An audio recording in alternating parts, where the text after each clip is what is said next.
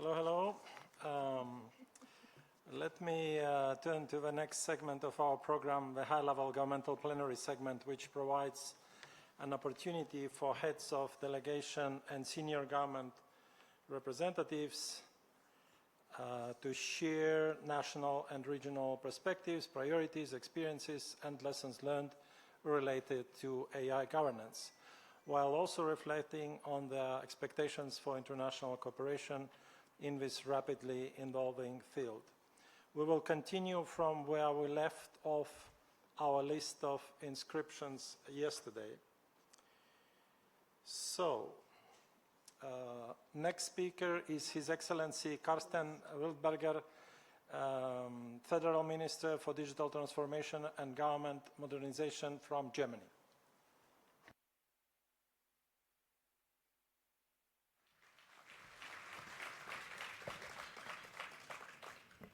Distinguished co-chairs, excellencies, distinguished delegates, ladies and gentlemen, we would like to make the following remarks on our national capacity and align with the EU statement.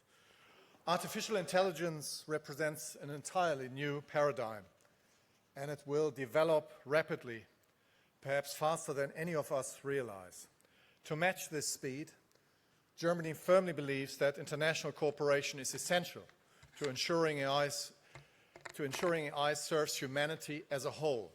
To be precise, we must shape AI because otherwise AI will shape us. We must embed as a first principle safety by design, rules of conduct and respect for human values, and that this technology is accessible to everyone, that it does not allow dangerous misuse and is never directed against humans. We need clear guidance towards positive value and use for humanity. That is why Germany warmly welcomes this global dialogue at UN level. Our discussions build on important foundations: the OECD AI principles, UNESCO's ethics recommendation, and ITU's AI for Good platform. For Germany, a multi-stakeholder approach is a necessity. Industry, academia, and civil society, especially from underrepresented regions, must have a meaningful seat at the table. This approach must also include those who will feel the impact of AI most directly: workers, learners, entrepreneurs, public administrations, and citizens. One thing is clear: society and governments cannot move forward with the policy recipes of the past. We will need new answers, for example, for the labor market of the future. We are committed to AI that is values-based, safe, secure, and trustworthy. For us, AI safe and secure by design must be the guiding principle. Safety and security cannot be added at the end. They must be built in from the start. The task before us is to make AI powerful enough to solve real, valuable problems and responsible enough to remain a tool in human hands. Germany will also establish a National AI Safety and Security Institute anchored in cutting-edge research and plugged into European and international networks. Its job is to evaluate advanced AI systems and advise government in international collaboration. Ladies and gentlemen, Germany comes to this table as a partner, bringing our experience and our commitment to human-centered AI. We are ready to listen, to learn, to share, and to work with all stakeholders across all regions and contexts. Thank you very much. I thank His Excellency Carsten Wildberger, Federal Minister for Digital Transformation and Government Modernization from Germany. Next speaker is His Excellency Roberto Viola, Director General for Communications Networks, Content and Technology from European Commission, representing European Union and speaking on behalf of EU and its member states. Distinguished co-chair, excellencies, I have the honor to deliver this statement on behalf of the European Union and its member states. This dialogue is a unique moment, and a successful first global dialogue can lay the foundation for greater international cooperation on AI, which is truly needed in a fast-evolving AI landscape. Today, frontier AI is reaching capabilities that were simply unimaginable before. And even few weeks ago were not imaginable.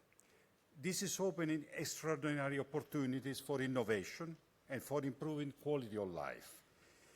And this is happening in biotechnology, for example. AI is accelerating the design of new proteins and new drugs. In Europe, we welcome these advances, and we are investing to make them possible. We will upgrade our unique network of public supercomputers and AI factories and gigafactories. We are expanding Eurocompute capacity, offering this to scientists and startups. And we do this also with the recent European law, which is called the AI and Cloud Development Act. Because we believe AI will be the defining driver of Europe's future prosperity and competitiveness. And we promote an AI-first approach. From industrial AI to physical AI and advanced robotics, these technologies are creating an entirely new competition and societal paradigm. However, this fast evolution also carries considerable societal risks. While AI can equip children with valuable skills and open new horizons for learning, it also can be used to manipulate, exploit, and harm them. Similarly, AI can be very efficient for power grids, but also offer criminals the possibility to actually damage them. The tension between transformation and opportunities and new risk defines the central challenge before us in this meeting and in this dialogue. It brings me to what we are discussing today, how to best govern AI. The EU has adopted the approach of responsible and trustworthy AI innovation. We support the development of safe and secure, sustainable AI. Our approach is both human-centric and grounded on international human rights. With this objective, the EU has adopted a uniform risk-based rules across our single market. Our legislation only intervenes when the risk is too high or unacceptable. Based on this experience, we want to contribute to the conversation globally. Governance should be informed by facts and evidence. This is why the EU places particular importance on the work of independent international scientific panel on AI, whose preliminary findings have already made a contribution to this dialogue. The dialogue is our chance to clarify the opportunities and risks of AI and to develop ideas for concrete solutions that contribute to making safe, trustworthy, inclusive, sustainable, and widely accessible AI a reality. It is also the opportunity to discuss regional needs, specificities, and share workable solutions. Excellencies, the EU comes to this dialogue seeking something durable, a shared commitment to the principle that technology and its benefits must serve all humanity and the planet, and leaving no one behind. The EU has substantial practice in developing governance in this field and is ready to share its experience and, of course, to learn from all of you. And we come with the intellectual honesty to say we don't know everything. This is precisely why evidence, multi-stakeholder dialogue, and multilateralism are needed at this very moment. Thank you for your attention. I thank His Excellency Roberto Viola, Director General, European Commission, speaking on behalf of EU and its member states. Next speaker is His Excellency Haliki Chua Mahamat, Minister of Telecommunications, Digital Economy and Digitalization of Public Administration from Chad. Mesdames, Messieurs, Co-chairs, distinguished delegates, ladies and gentlemen, Chad has come to Geneva with a simple conviction, which is that the future of AI must be constructed with all of our participation for all in dignity, equity, inclusion, and sustainability. I would welcome the constant commitment of the United Nations, including the ITU, to help vulnerable countries to, at an era where humanity has to face this new technology which will redefine humanity. Your role is essential. TRAD, which is in the heart of Africa and at the crossroads of the Arabian Peninsula, it comes not as a spectator here, but as an actor with determination in order to lead Central Africa and the Sahel in the construction of global governance of AI, which would be finally, at the end of the day, universal for all. AI is already transforming our societies, our economies, and the freedom of the world, and its consequences are immense for agriculture, health, governance, public administration. But its development, of course, rests in the hands of a very few, and this concentration is in violation of the dignity of human persons, sustainability for the environment, and UNESCO's commitment here. In 2021, a document was indented, and this is one of the most shared documents. Chad has subscribed to this document. Ethics is not a barrier to development, rather, it's the foundation for its legitimacy. In Africa, this is a document of reference for the continent, but we have unequal levels of development. This is insufficient. We have a digital divide, and there are risks faced by our countries because of the fact that our economy is not producing enough value. But Chad doesn't have a general framework. This is an opportunity, though, for Central Africa to create regional governance, to harmonize data and cybersecurity. Work began under the distinguished president of our republic, and we have a ministry in charge of this subject, which is working hand in hand with the president. We are preparing for AI, and we are elaborating a national strategy for AI governance and data governance, which is aligned with our AI strategy at a federal level.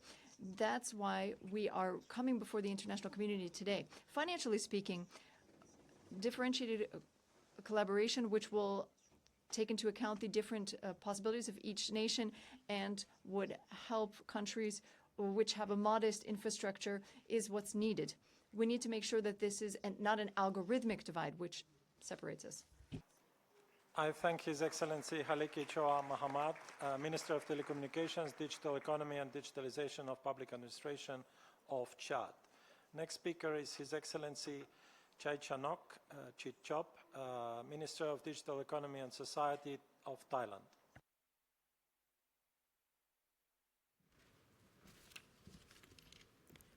Excellences, Mesdames et Messieurs. Excellencies, ladies and gentlemen, good day. On behalf of His Excellency, the Prime Minister of Thailand, allow me first and foremost to begin by extending the greetings from the administration of Thailand to the United Nations and to the co-chairs. Thank you for having convened this global dialogue on AI. The measure of AI is how much value it creates for the people.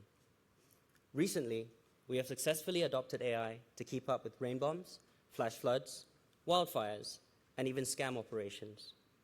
Regulatory guillotines and public services were also upgraded, so our adoption is high and latency is low.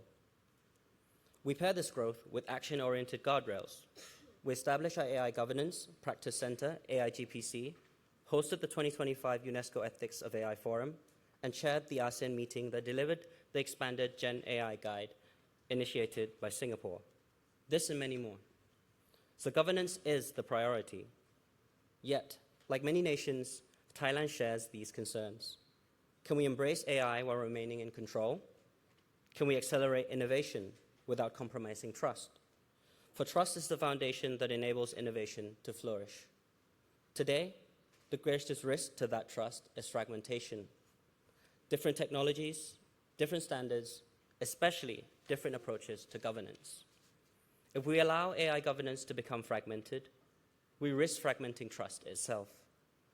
Thailand is presently uniquely positioned to help bridge this divide. With strong partnerships across ASEAN, the Global South, and all major AI ecosystems, we choose cooperation over competition and openness over division. That is why Thailand extends an invitation to the United Nations and all member states. Please, use Thailand's current situation as a sandbox for AI governance, not simply as another place to discuss AI, but a place where global principles can be translated into practical implementations real time, where everyone can test solutions together, share lessons openly, and develop scalable governance models for the benefit of all. Thailand is ready to serve as a trusted convener, ensuring that emerging AI economies are not passive adopters, but active architects of our shared digital future. Because we're not the line between competing powers, but the common ground where all can come together. Ultimately, the success of AI will be measured by how many people, communities, and nations are empowered by AI while continuing to trust it and each other. If we choose unity over fragmentation, AI will not divide the future. It will unite us for the benefit of all. Khop Kap. I thank His Excellency Chaichanock Chichop, Minister of Digital Economy and Society of Thailand. Next speaker is Her Excellency Meotia Wiada Hafid, Minister of Communications and Digital Affairs of Indonesia. Thank you and a very good afternoon. Indonesia welcomes the convening of the first global dialogue on artificial intelligence governance. We believe this is an important milestone in implementing the pact for the future of our people, particularly the Global Digital Compact. This dialogue offers a valuable opportunity to shape AI global governance that is inclusive, human-centric, development-oriented, and grounded in international cooperation. Indonesia's President Prabowo believes that AI governance must go beyond managing risk. It must also enable countries, particularly developing countries, to harness AI for sustainable development, improve public services, and social inclusion. We also believe the center of global AI governance is bridging AI divide. This includes not only access to AI models and latest technologies, but also addresses the gaps in connectivity, data governance, digital infrastructure, financing, regulatory readiness, and human capital. At national level, Indonesia is developing a presidential regulations on its national AI roadmap and ethics to provide strategic direction of AI development across all sectors and to promote responsible, ethical, trustworthy, and human-centric AI. Indonesia also reaffirms that human rights, privacy, transparency, accountability, and meaningful human oversight must remain at the heart of AI governance. In this regard, Indonesia remains committed to international standards on digital security, data protection, and child online safety.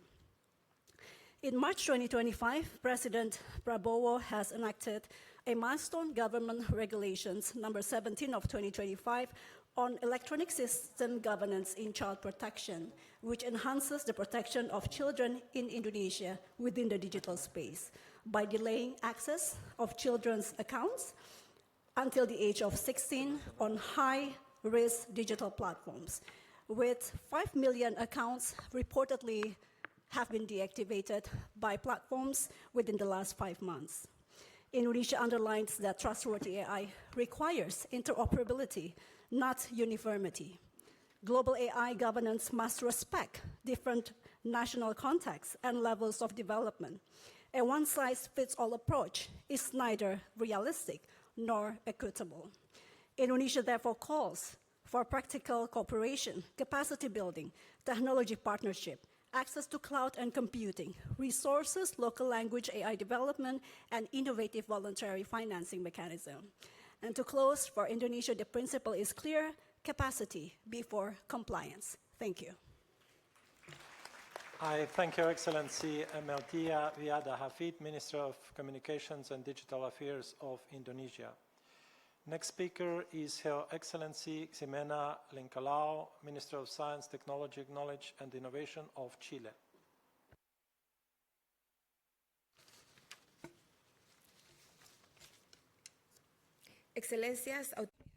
Excellencies, authorities, representatives, it's an honor to address you. Artificial intelligence is not just a technology, it's critical infrastructure transforming our economies. In Chile, We see it as increased intelligence, a tool designed to optimize human capacity, optimize resources, and generate strategic economic value. In democracy, governance requires the participation of all people. For that reason, we must train society so that they can harness AI and have enabling regulation, which will give impetus to development. For Chile, this development is a priority, underpinned by structural capacity. We have 95% connectivity across all of our territory and 65% renewables in our electricity grid. With more than 6,000 kilometers of coastline, Chile has pursued innovative solutions in desalination and water treatment for industry. We can also add the presence of critical minerals, as a consolidated scientific ecosystem, and growing development of startups. Chile is not just a recipient of technology, it is a reliable partner. Today, AI was already operating at the heart of our country. In the north,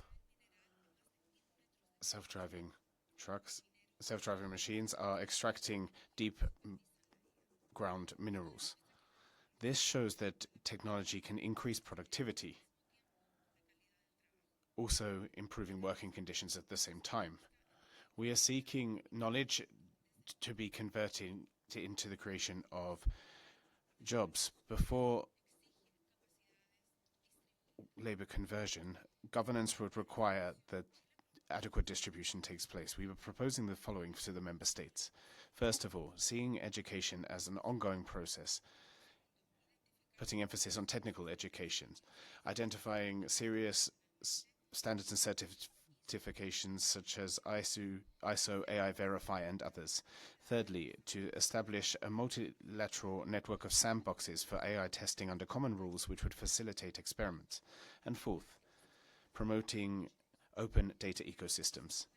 AI alone will not create divides. As with any human creation, it can concentrate power or it can distribute opportunities. Chile stands ready to contribute to enabling responsible and development-oriented global governance. Governance which is not born out of fear but out of knowledge, and not in the hands of a few but with the active participation of all people. Thank you. I thank Your Excellency Ximena Lincolao, Minister of Science, Technology, Knowledge and Technology of Chile. Before we proceed, let me say that national statements, just to remind, national statements can be shared via email to aidialogue@un.org and will become available on the website in the coming days. The next speaker is His Excellency Ali Ihusan, Minister of Homeland Security, Labor and Technology of Maldives.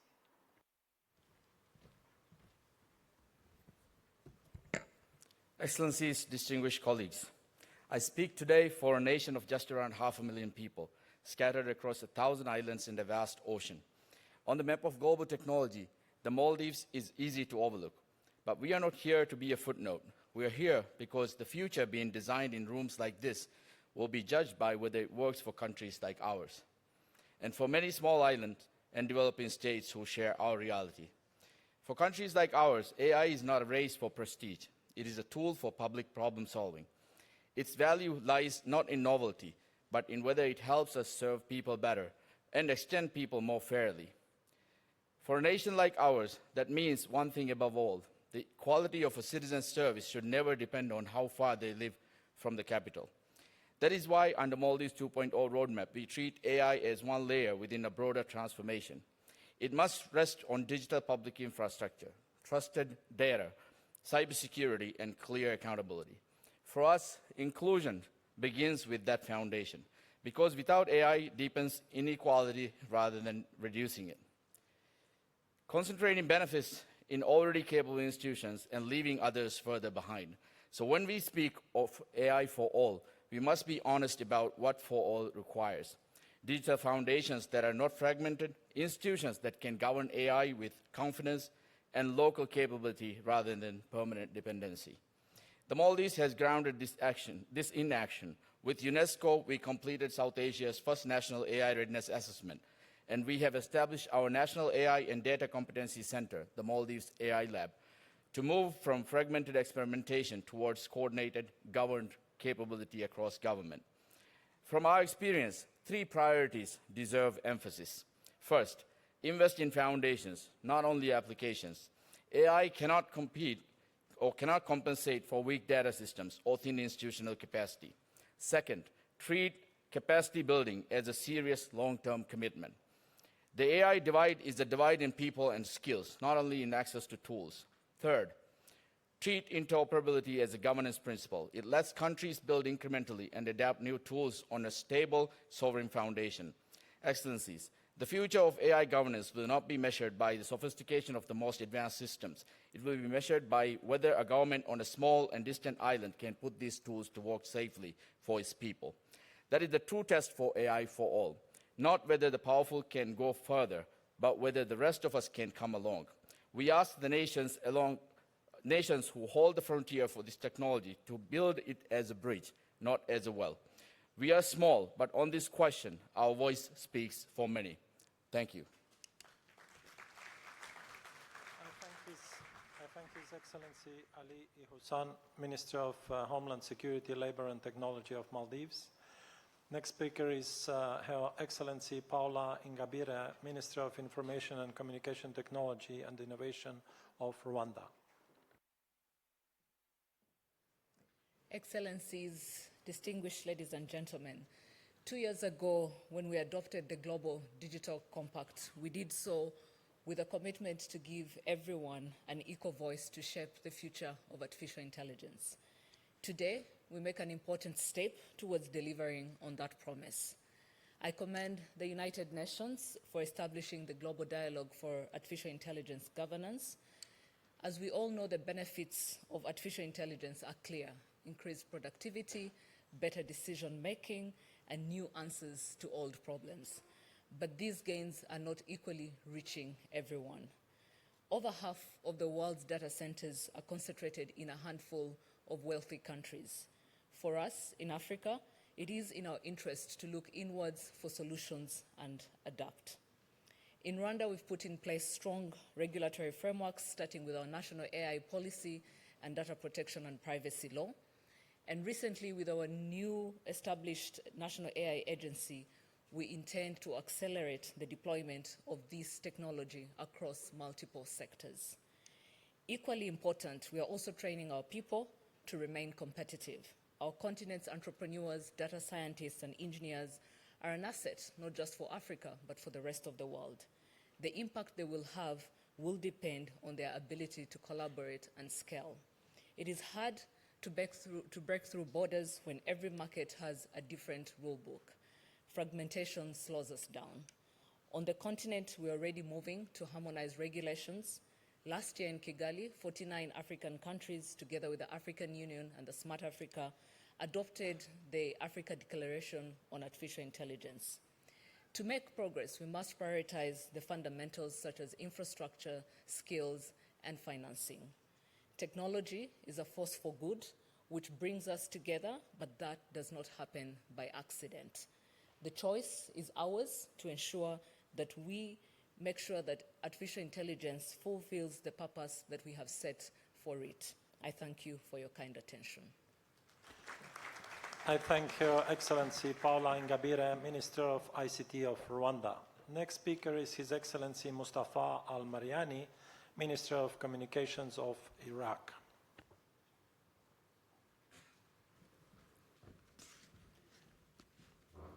سيدات وسادة الحضور أصحاب السعادة والمعالي. Thank you. Distinguished delegates, Your Excellencies, before stating my declaration, which is in Arabic, I should like to just recall that here I'm representing, for the state of Iraq, we are part of this context as was described by the Secretary General of the United Nations. We are a state, member state of the ITU, and so I would like to make this statement now in Arabic. First of all, we've come here today to debate the largest change in technology that we've seen over the last few years, AI.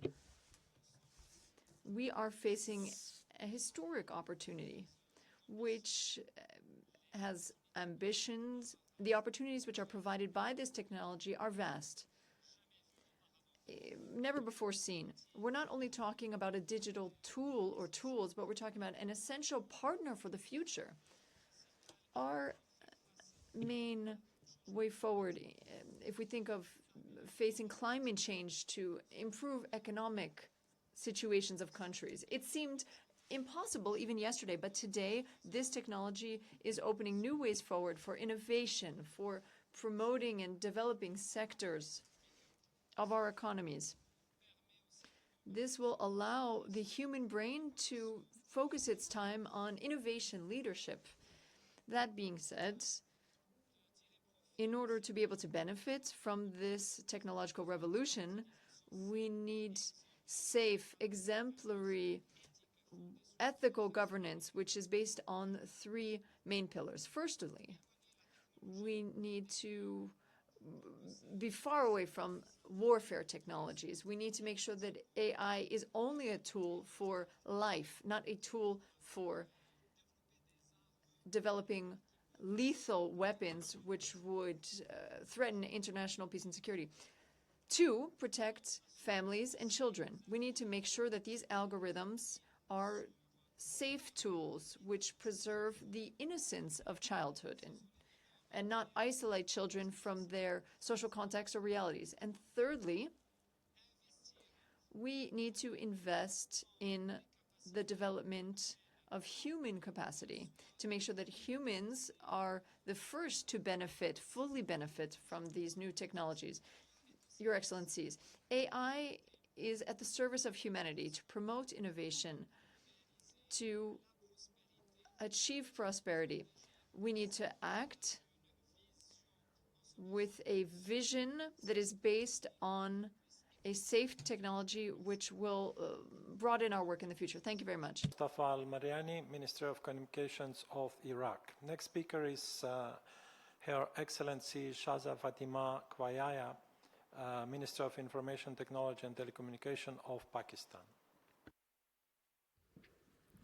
Co-chairs, Excellencies, distinguished delegates, a very good afternoon. It is an honor to address this inaugural global dialogue on behalf of the Prime Minister of Pakistan. I commend the co-chairs and the United Nations, ITU, and UNESCO for bringing us to this moment. The theme of this segment, harnessing the benefits of AI for all, is exactly right. Pakistan comes to this plenary with clear vision. For all can be achieved if this dialogue continues to confront structural imbalances head-on. The capability divide is real and it is widening. Much of the global south faces deficits in energy, broadband, data centers, high-performance compute, and AI talent. Foundational models are built and controlled elsewhere. Left to drift, the benefits concentrate where capability already sits, while the risks of job displacement, biased systems, extracting of data for value generation, and new dependencies fall on those least able to absorb them. So let me be direct about what inclusion must mean. First, inclusion is a voice in writing the rules. Norms, standards, and interoperability frameworks must be authored by both those already at the summit and those who've just started climbing. Every nation should chart its own AI path in line with its own history, languages, and development priorities while honoring international consensus. Every child must grow in a safe environment, firmly rooted in their cultural values and social identities, while developing knowledge, skills, and perspective to thrive in the global world.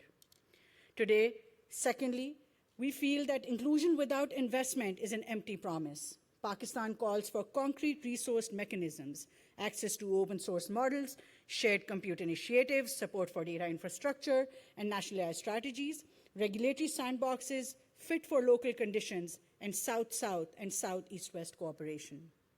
All of these to be anchored explicitly in the Sustainable Development Goals, because the whole purpose of governance is to enable development. We must also effectively advance the consideration of the proposed Global Fund for AI. Pakistan is doing its part. Our national AI policy ensures human in the loop, where AI must support and not replace human decision-making. Human on the loop, where human oversight remains an inbuilt feature. and human in command, where ultimate legal responsibility remains that of humans. It is also rooted in ethical AI principles where fairness, transparency, accountability, safety, and inclusivity are at the center of any AI deployment. Our upcoming national data governance policy treats data as a national asset held in trust of our people with federated custody, governed exchange, citizen empowerment, and risk-tiered controls with meaningful human oversight. It is sovereignty by default. I thank Your Excellency Shaza Fatima Khawaya, Minister of Information Technology and Telecommunication of Pakistan. Next speaker is His Excellency Jibril Autara, Minister of Digital Transformation of Côte d'Ivoire.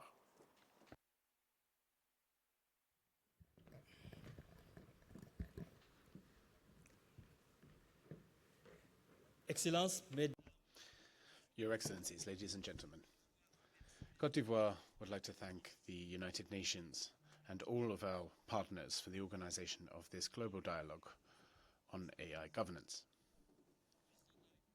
The President of the Republic of Côte d'Ivoire, His Excellency Mr. Alassane Ouattara, who was not able to be here because of other commitments, would like to extend his greetings and wish the fullest of success to our work here.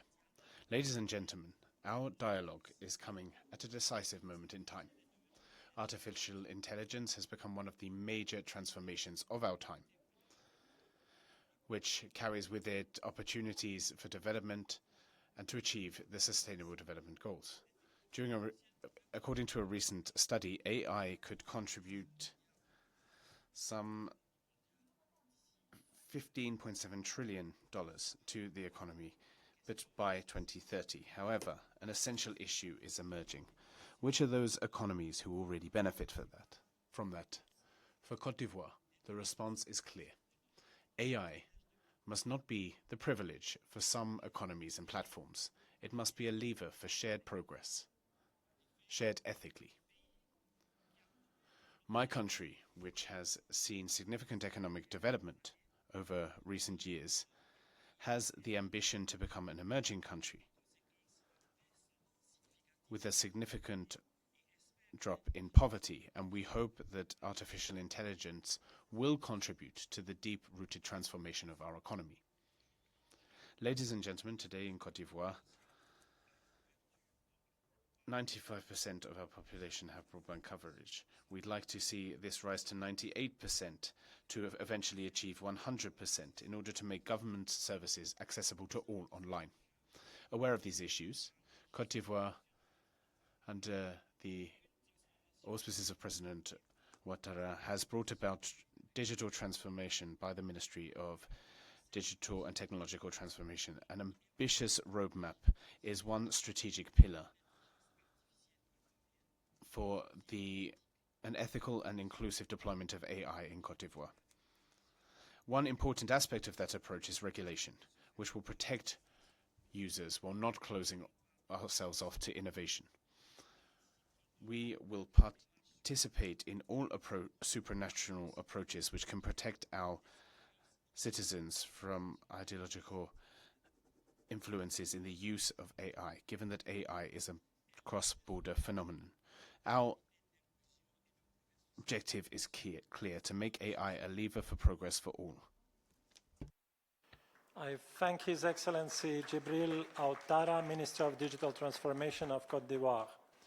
Next speaker is His Excellency Samba Diouf, Ministre des Télécommunications et du Numérique du Sénégal. Excellence, Madame the Excellencies, ladies and gentlemen, Senegal has the great honor of participating in this AI global dialogue and to express itself on behalf of the global network of cooperation for the strengthening of AI capacity. We have centers with Brazil, Cambodia, China, Ethiopia, Germany, Guinea, India, Japan, Tajikistan, Kenya, Rwanda, Niger, India, Saudi Arabia, Vietnam, and the EU is a host. we would like to welcome the accent that has been made on capacity building for AI, which is an essential factor in reducing the AI and digital divide, and which would allow all countries, not only developing countries, to benefit from AI and its global governance. Here, we would like to recall the commitments that have been made for the Global Digital Pact and the standing resolutions of the GA, which are calling for international cooperation which is voluntary and inclusive to strengthen AI capacity. We thank the United Nations Secretary General for the report.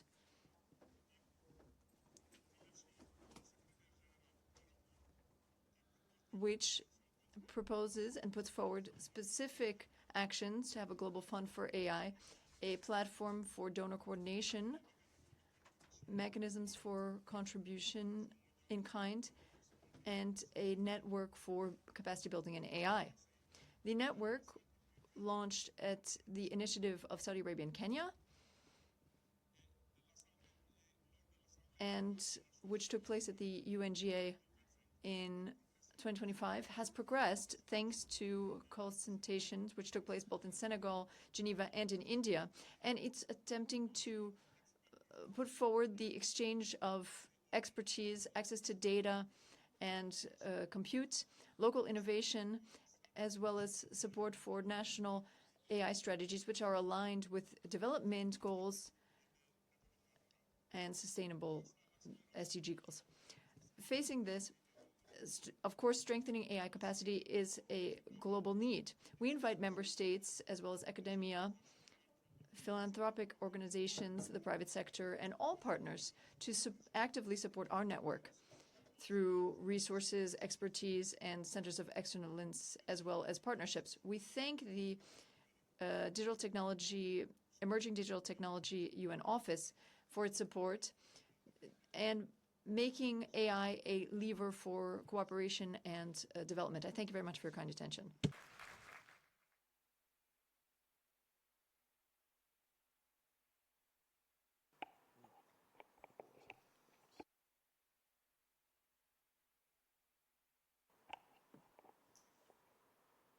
I thank the distinguished Minister of Telecommunication of Senegal.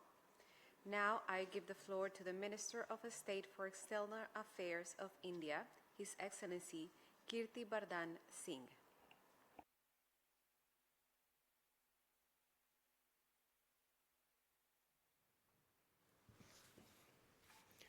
Excellencies, distinguished delegates, ladies and gentlemen. Last year, the United Nations General Assembly launched the Global Dialogue on AI Governance, a landmark initiative that gives every country, along with industry, academia, and civil society, a meaningful voice in shaping the future of artificial intelligence. This platform reflects our shared recognition that AI is not merely a technological breakthrough, but a transformative force to be guided by collective wisdom and shared responsibility. India firmly believes that responsible AI governance must rest on strong foundational principles, preserving human oversight, upholding human rights, and preventing its misuse. These principles, as reflected in the recent India AI Impact Summit, are essential for ensuring that AI systems work across borders in ways that are ethical, secure, and beneficial to all. Excellencies, our national strategy for AI and national AI governance guidelines embody the philosophy of AI for all, inclusive growth for everyone without stifling innovation. However, for the Global South to participate meaningfully in AI governance, we must first close the glaring capacity gaps that exist today. Excellencies, it is crucial that this global dialogue is taking place at the United Nations, which is the world's foremost platform for forging global consensus on issues of shared international concern. Machines do not quarrel over borders, ideology, or pride. Humans do. AI governance structure must reflect unity of purpose, and our divisions should not allow technology to outrun diplomacy. This global dialogue is not merely a forum, it is a deciding forum. Let this be the moment for us to choose consensus over conflict before the choice is no longer ours to make. Excellencies, the paths that governments, international organizations, and the private sector follow in coming years will decide whether AI becomes an enabler of equitable progress or a multiplier of existing inequalities. Before I conclude, let me reiterate, India remains committed to shaping an AI future that is safe, secure, trustworthy, and inclusive. Thank you.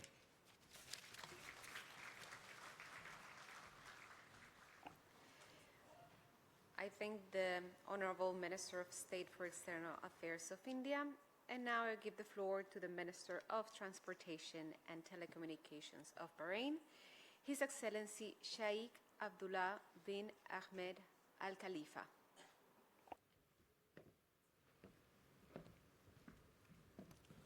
Thank you, Madam Chair. Excellencies, distinguished guests, delegates, the Kingdom of Bahrain views artificial intelligence as a key enabler of sustainable development, economic growth, and improved public services.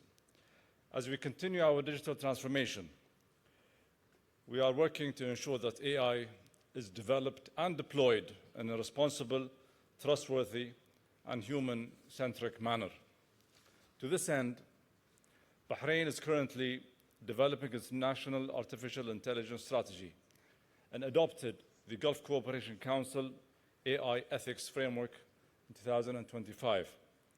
These efforts build on our National Telecommunications Plan, which incorporates AI and emerging technologies as strategic priorities, while preparations are underway for the next phase of our digital transformation through NTP 7.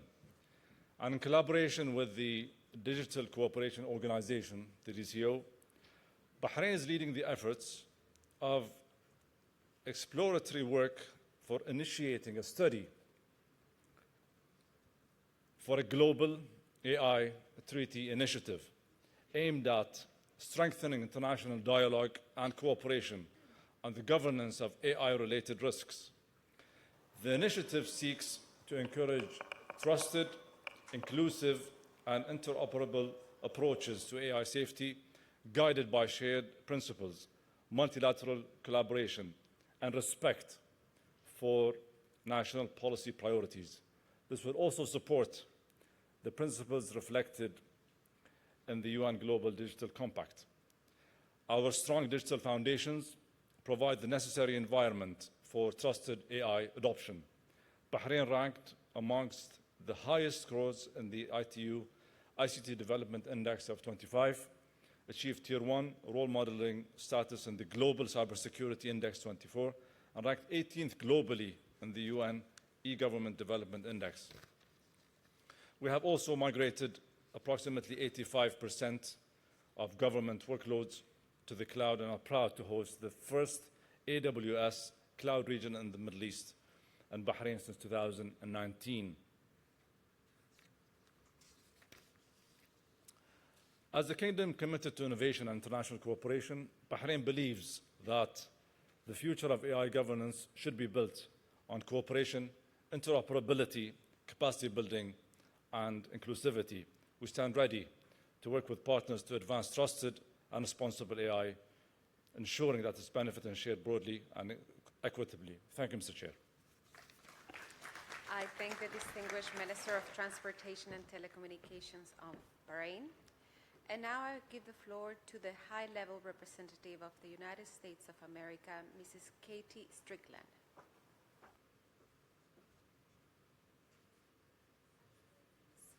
Distinguished colleagues, ladies and gentlemen, thank you and good afternoon. AI represents a potentially transformational shift in humanity's relationship to technology, accelerating scientific discovery, innovation, and economic growth. The question before us is whether we will create the conditions to ensure AI development and deployment benefits our respective citizens and preserves their liberty and way of life. As AI empowers breakthroughs in medicine, manufacturing, education, and energy, it lays the foundations for new industries and new ways for individuals to amplify their personal creative capacities. These transformative benefits will only be realized through widespread adoption. governments can play an important role in accelerating AI adoption in two ways. First, governments are key adopters themselves and can act as examples for effective employment of AI, improving the services they provide their citizens. Second, governments can help to establish trust in these technologies and confidence and accountability for their misapplication. The Trump administration is working with American legislators as they construct a national policy framework for AI that protects children, prevents censorship, respects intellectual property, and supports our workers, families, and our communities. Combined with a pro-innovation environment that allows AI companies to meet people's real needs, the framework will assure the public that these tools and its infrastructure can benefit their lives. Government has an essential role to play in building public trust, but it cannot do this alone. As AI capabilities continue to advance, industry must be a core partner in AI security. Industry is intimately aware of the state, scope, and trajectory of AI developments. Government is not. Voluntary cooperation between the two is the only AI security approach, agile enough to meet challenges as they arise without stifling innovation. American companies are leading the world in advancing the reliability, robustness, and security of AI systems, and the Trump administration is passionate about sharing the benefits of American AI with the rest of the world. Our hope is that shared efforts to advance the diffusion of the full AI stack across partner countries will become an occasion for bilateral diplomacy, international development, and global economic dynamism. We are working hard to make sure that the AI future is one of prosperous collaboration and peaceful competition around the world. America has been the dynamic center of global science and technology and the world leader in AI development because our experiment in self-government gives innovators the freedom to discover and build the next frontier. We invite you to join us in fostering. I thank the distinguished high-level representative of the United States of America, and now I give the floor to the Minister for Digital Development and Information of Singapore, Her Excellency Josephine Teo.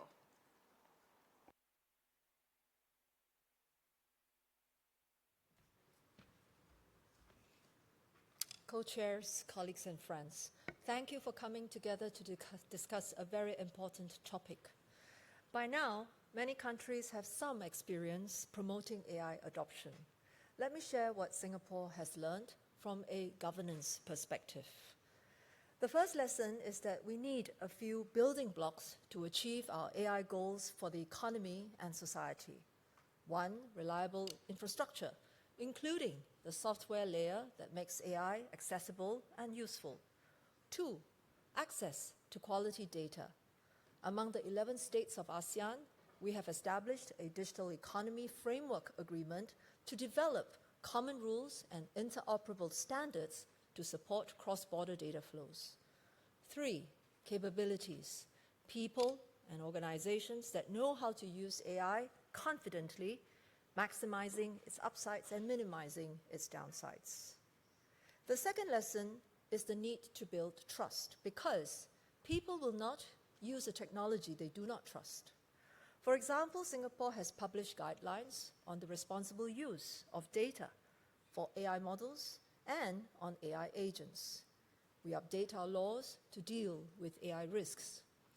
We also partner international bodies like the ISO and IEC to standardize the methodology for testing generative AI systems. But it's important to recognize that so much is still unknown about AI risks. Singapore has therefore hosted the International Scientific Exchange for AI Safety Experts from academia, industry, and civic organizations who have in turn developed the Singapore Consensus for AI Safety Research Priorities.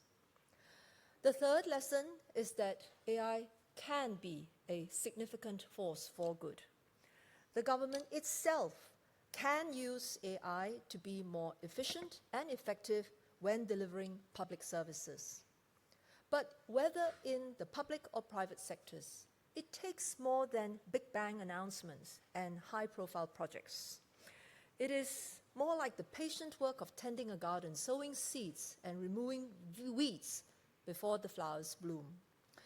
The global dialogue on AI governance and other platforms can be a community of AI gardeners, growing each member state's capacity for vibrant yet safe AI ecosystems. Singapore will remain committed to doing our part so that the benefits of AI can be enjoyed by the many and not the few. Thank you. I thank the distinguished Minister for Digital Development and Information of Singapore. And now I give the floor to the Minister of a State with responsibility for trade promotion, artificial intelligence, and digital transformation of Ireland, Her Excellency Niam Smith.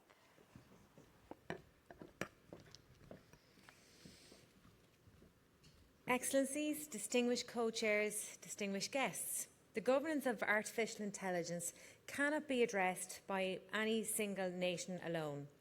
The systems being developed today at rapid pace are shaping access to information, influencing economic opportunity, and affecting fundamental rights.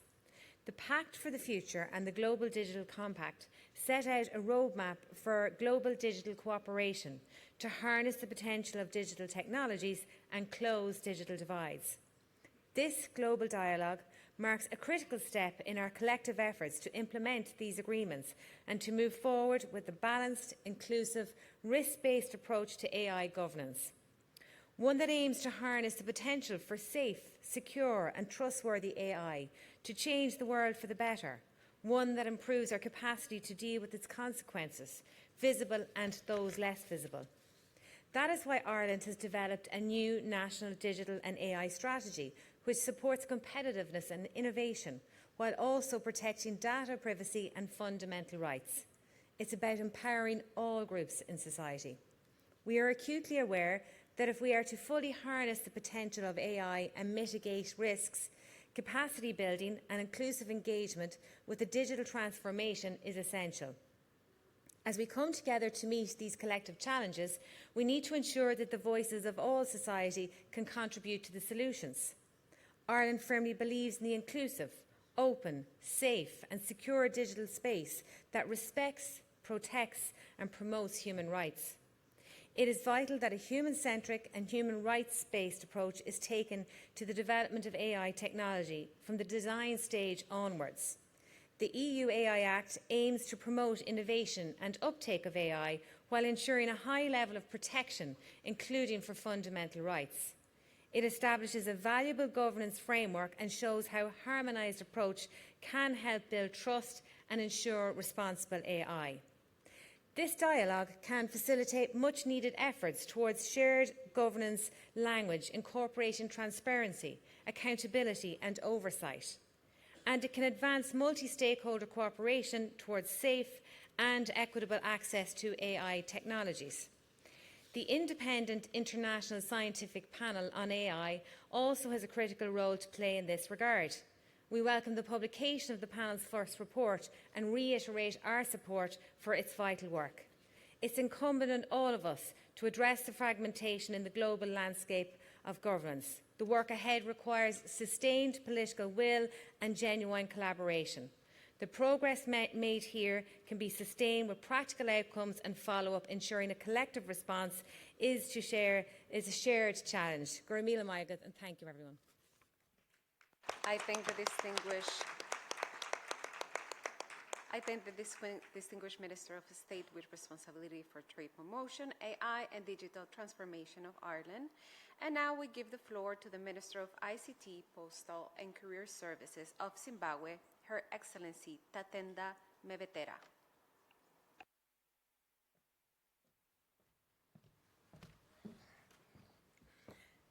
Excellencies, ladies and gentlemen, I am deeply honored to address this inaugural global dialogue on artificial intelligence governance on behalf of the Republic of Zimbabwe. I thank the United Nations and the co-chairs for convening this historic forum. For the first time, every nation has an equal seat at the table to shape the future of this transformative technology. For Zimbabwe, AI represents a strategic opportunity to leapfrog stages of development, guided by our National Development Strategy 2 and our National Vision of an upper middle income economy by 2030, led by His Excellency, our President, Dr. Idi Mnangagwa. We are not mere spectators of this revolution. In March this year, Zimbabwe launched its National Artificial Intelligence Strategy, a comprehensive framework to harness AI for inclusive growth and digital sovereignty. As Zimbabwe, we are committed to unlocking real opportunities for the future of Zimbabwe in the artificial intelligence space. We are rolling out dedicated startup funds and innovation initiatives that will give young entrepreneurs and tech developers the capital, mentorship, and incubation support they need to bring their ideas to market. Our government has established special economic zones geared towards AI-inspired investment, backed by the incentives and infrastructure required to draw both local startups and international AI players to our shores. We cannot allow the digital divide to harden into an AI divide. Therefore, we strongly support the Secretary General's call for a global fund for AI to build skills, data, and affordable computing power everywhere. Zimbabwe fully aligns to the core of the UN-supported Global Network for Exchange and Cooperation on AI capacity building. We believe that international cooperation and solidarity are essential if AI is to truly become the great equalizer of the 21st century. As we leave Geneva, let us remember that governance is not the enemy of innovation. It is the guarantor of trust. Zimbabwe is ready to contribute to global governance framework that makes it inclusive, fair, and safe. Therefore, we believe that there are three things we should do. Number one, an global AI capacity building fund. Number two, a mutual recognition framework for AI ethics standards. Number three, an interoperability by default pledge. Zimbabwe has tabled this scheme to this game, and we are ready to work. Let us move from work to delivery. I thank you. I thank the distinguished Minister of ICT, Postal and Career Services of Zimbabwe, and now we give the floor to the Minister of State for Innovation, Communications Technology and National Guidance of Uganda, His Excellency Alioni Yorke Odria.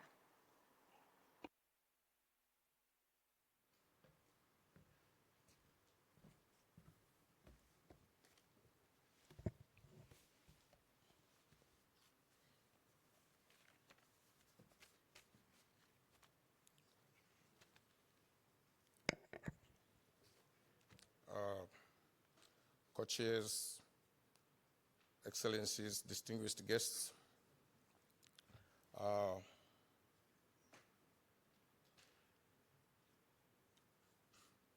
His Excellency Yoweri Kaguta Museveni, the President of Uganda, was invited for this important dialogue, but due to state duties, he sent our delegation to represent him. And his message is clear that Uganda aligns himself with a statement delivered on behalf of the African group. Secondly, Uganda also has come here to reaffirm its position for the commitment and responsible use of AI. Our focus. Uganda focuses on bridging the divides. Those are the AI divides coming from compute, data, and skills.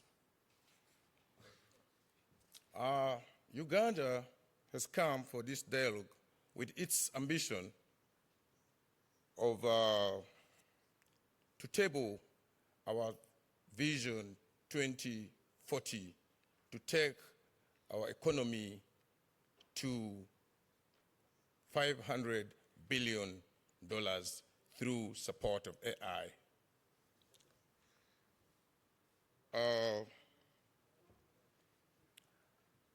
Well aware, Africa holds less than 1% of the world's AI compute, and our 2040 goal cannot be achieved easily on the less than 1% of the world's capability.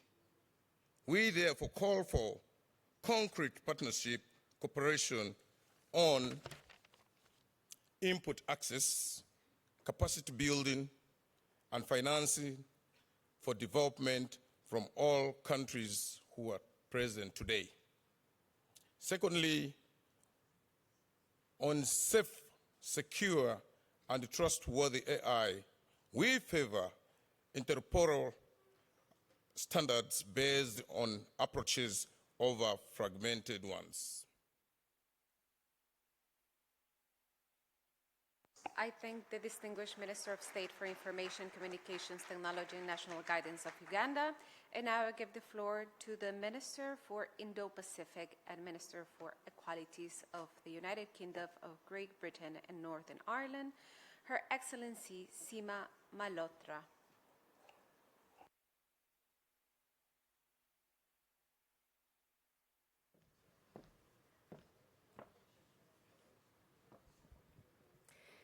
Your Excellencies, Madam Secretary-General and distinguished guests, the United Kingdom thanks El Salvador and Estonia for co-chairing this dialogue. Over the last 2 days, we have heard about AI's immense potential. But those benefits of AI will not be shared on their own. To make a real difference, we must work in diverse partnerships. Partnerships between countries, policymakers, researchers, and the private sector. That is why we are proud to be collaborating with some of the brightest minds across Africa and Asia through our AI for Development program.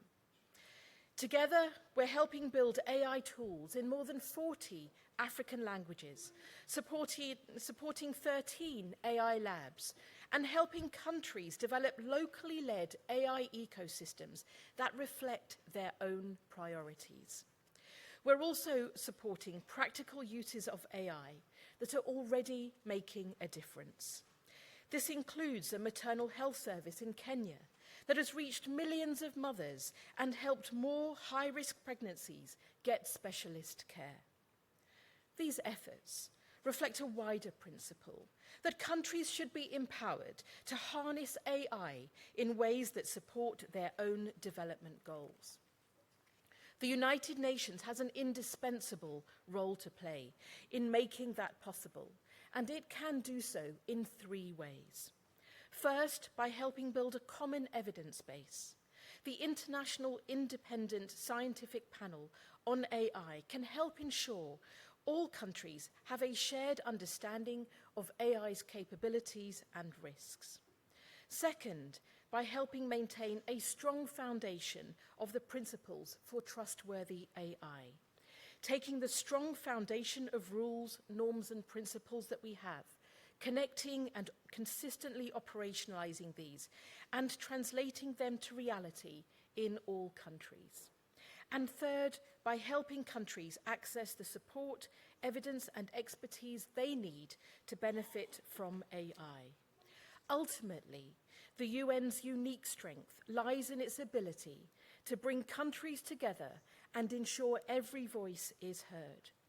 If we get this right, AI can become one of the greatest drivers of opportunity, of prosperity, and of sustainable development of our time, with an important legacy for the next generations. Thank you.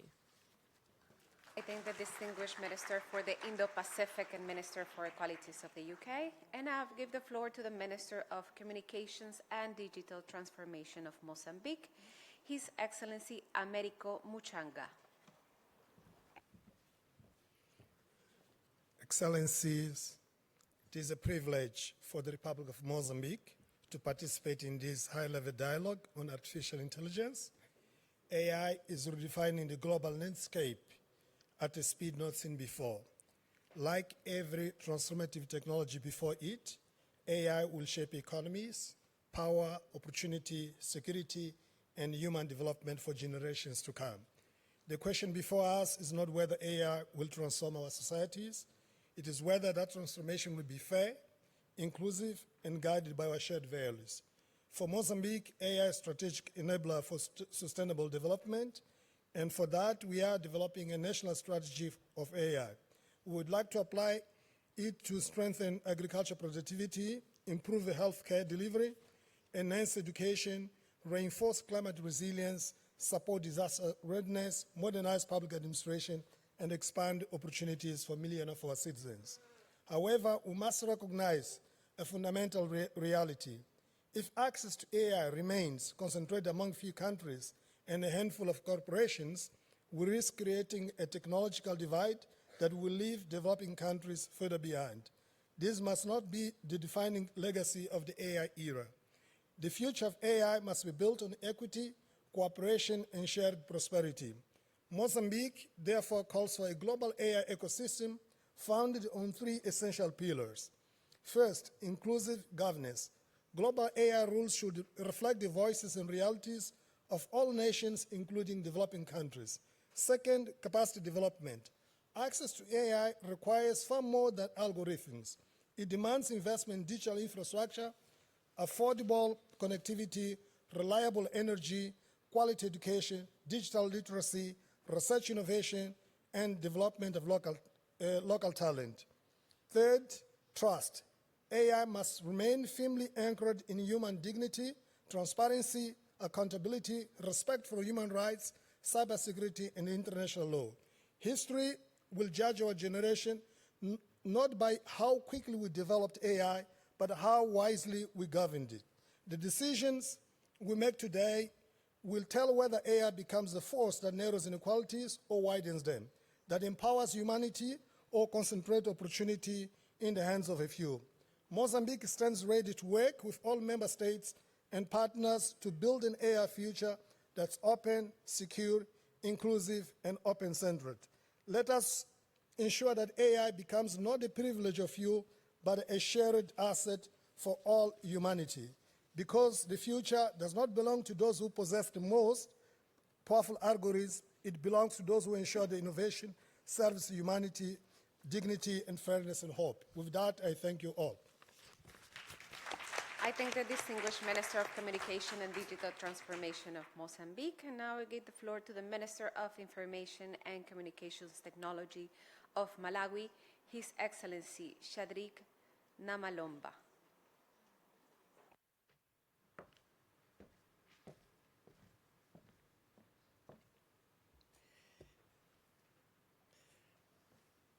Madam Secretary General, Your Excellencies, distinguished delegates, imagine building a highway while the traffic is already moving at a full speed. This is a reality for Malawi as we approach the AI revolution. On behalf of His Excellency Professor Arthur Peter Mutharika and the people of Malawi, I thank the ITU for convening this summit. For us, AI is not a luxury, it is a lifeline. Our vision, Malawi 2063, maps our path to an industrialized nation. We are not waiting passively. We are using intelligent systems to leapfrog barriers and accelerate our transformation. Malawi champions human-centered AI, where innovation and fundamental rights advance together. Transparency and fairness are non-negotiable. However, we must confront a profound dilemma. Our challenges are compounded by persistently low foreign direct investment, unreliable energy supply, inadequate connectivity, prohibitive costs for data and devices, and limited digital literacy among our people. These barriers widen the digital gap even before we ever begin. For countries like ours, robust AI governance demands massive investment in compute, expertise, stable energy, and connectivity. But our people cannot harness what they cannot afford or understand.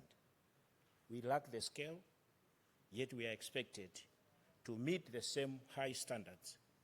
We face an impossible choice: accept unacceptable risks or be left behind.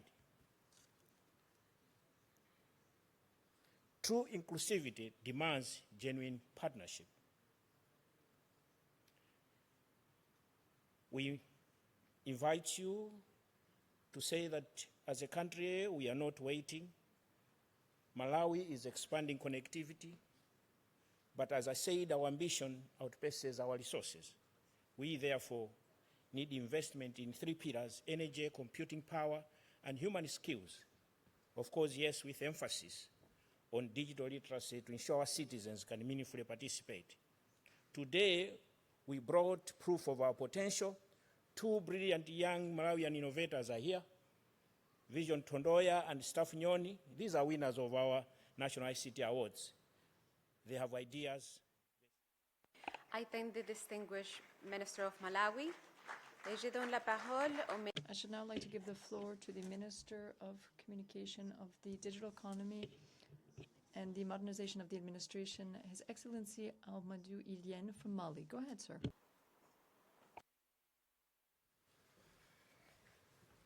Bonjour tout le monde. Good day, one and all.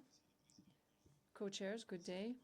I'm taking here the floor on behalf of His Excellency General Assimi Goïti, who is the head of state of Mali, who has given me the honor of representing him here at this important meeting, an exceptional opportunity for the future of humanity. For Africa and for Mali specifically, AI represents both an opportunity of historic nature, but also a systemic risk, which we need to clearly identify. Ladies and gentlemen, the priority strategic challenges are as follows in this dialogue. First of all, data control. AI uses data, but who controls the data? And this is a determining issue for economic, social, and political issues of all nations.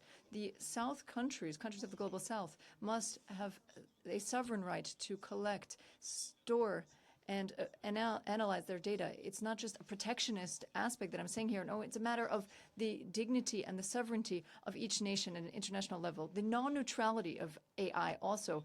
AI is not neutral. It actually reflects the biases of those who are doing the training. So AI systems which are based on non-representative data can amplify discrimination, worsen discrimination even.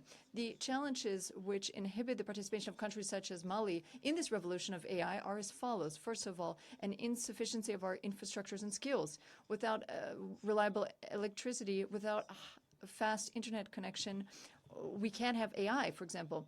With regard to skills, they're of course concentrated in higher capitals of different countries. AI is a question of emergence. Sub-Saharan African countries are underrepresented in this space. Insecurity is, of course, impacting development in all countries of the Sahel group. Their participation is a prerequisite for any investment in any technology of the future. Ladies and gentlemen, on behalf of the transitional government and the people of Mali, we would like to make the following recommendations. First of all, the adoption of an international framework for AI governance which respects all and which has clear international rules respecting the rights of developing countries and the sovereign rights of countries to equitably be represented in their data, amongst other things. Also, a dedicated space in the development area which is focused on least developed countries. Also, we need to represent African languages and cultures in AI. Thank you very much for your kind attention. Merci, Monsieur le Ministre. Thank you, Minister from Mali. Now I give the floor to the Secretary of State for Innovation of Italy, His Excellency Alessio Butti.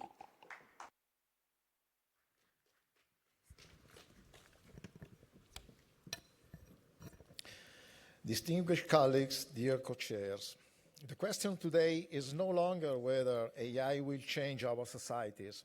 It already is. The question is whether we will manage to govern it or end up being governed by it. I thank the United Nations for convening the first global dialogue on AI governance, which we truly hope could provide substantial guidance to parallel and sectorial ongoing dialogue initiatives. A challenge of this magnitude requires principles that are truly universal and shared by all, not imposed by the few, and that every country can then adapt to its own governance experience. For too long, we have treated artificial intelligence as something to watch unfold. It is time we treated it as a responsibility to share. For Italy, governance of this kind means, first and foremost, putting the person at the center. Safety, reliability, transparency of the underlying algorithms and datasets that reflect the plurality of the world's languages and cultures, not just a few of them.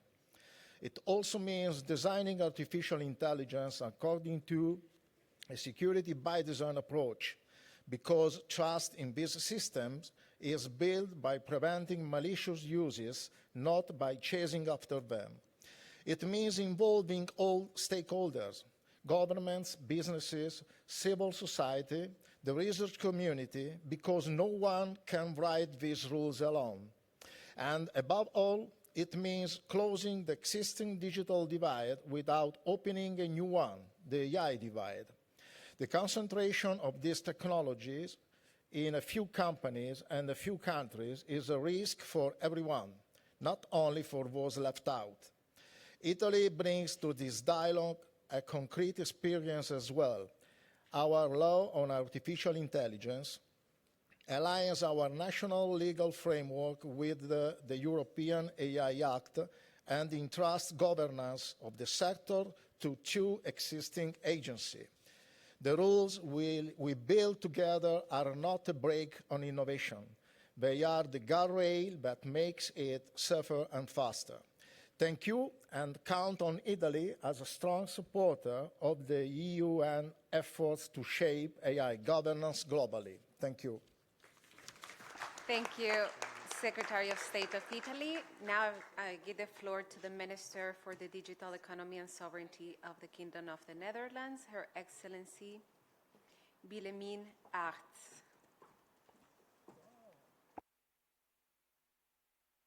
The Netherlands strongly supports the establishment of this dialogue. Our approach is to find the balance between seizing the opportunities of AI and managing its risk, informed by the conviction that AI should be responsible, safe, secure and trustworthy, human-centric, reliable, privacy-preserving and accountable. In recent years, the international community has constructed the building blocks of a global AI governance through, for example, the OECD and the G20 AI principles and the UNESCO recommendation, and states and regions are now implementing them in context, as we do through the European AI Act. Let me make 3 points on interoperability, inclusion, and on transparency. In regard to interoperability, to my mind, the organizing principle for this next phase, it does not mean one rulebook for the world, nor harmonizing away legitimate differences. It means frameworks built in different jurisdictions, built on the common international standards to rights, safety, transparency, and accountability. We can recognize and work together with each other instead of fragmenting into patchworks that no one can navigate, but always on the shared global foundation, the UN Charter and international law, including human rights law. Second, inclusion, because the theme is benefit for all. If governance reflects only a narrow set of perspectives, it cannot be sustainable. AI for all must mean more than access to products. It means using AI to solve local problems in health, education, climate, and food. And it deals with the question of who's sitting at the table. AI governance cannot be written by governments or technology companies alone. Civil society, researchers, and the technical community bring knowledge that we lack, and it's our task to give this multi-stakeholder real seats at the real table. Then transparency in practice. Open data, open source, and transparency across the life cycle foster accountability and let citizens see how these systems affect their lives. Our public algorithm register now documents around 1,500 algorithms across nearly 350 public sector bodies. An example we offer not as an answer, but as something someone can adapt. Colleagues, 2 tasks. Let us treat interoperability as a shared objective. Frameworks that work together by default while respecting that approaches differ. And let us build capacity and Global South participation in from the start so that we can agree that reflects the world and the whole world that we live under it. Let me close by underlining the value of a multilateral and above all multi-stakeholder cooperation and the foundational importance of a rule-based international order. The Netherlands is a committed partner in that work. Thank you. I thank the distinguished Minister of the Kingdom of the Netherlands, and now I give the floor to the Minister of Communication and Technology of Somalia, His Excellency Mohammed Adam Mualim.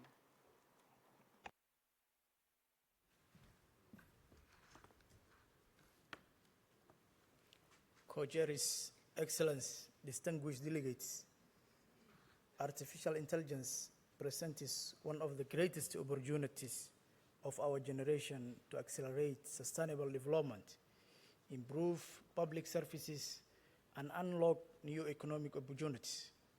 At the same time, it presents one of the most complex governance challenges the world has ever faced.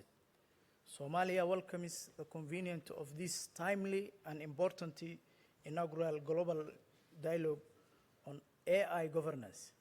We commend the United Nations for creating an exclusive platform where all member states can contribute to shaping the future of AI. Earlier this year, the ITU recognized Somalia as the world's leading performer in ICT regulatory reform. We are proud of this achievement because it reflects nearly a decade of building modern regulatory institutions and creating an enable environmental for digital transformation.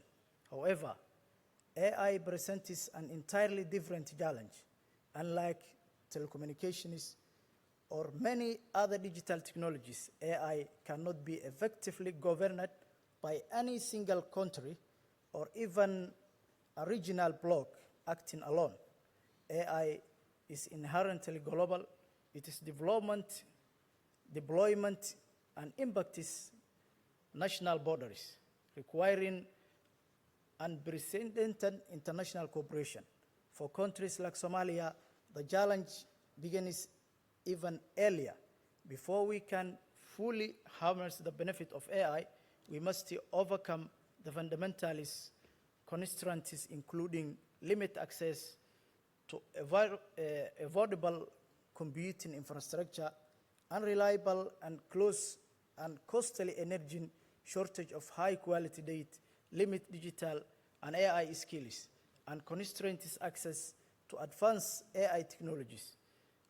At the institutional foundation necessary to ensure AI is safe, trusted, and respect human rights.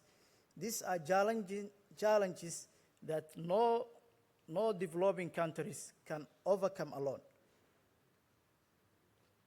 As we shape the future of AI governance, Somalia believes we must ensure AI narrows, not wide, the global digital divide. Somalia therefore welcomes this global dialogue as an important step towards a more inclusive global AI governance architecture, one way where I thank the distinguished Minister of Somalia, and now I give the floor to the Minister of Information and Communication Technology of Namibia, Her Excellency Emma Theophilus.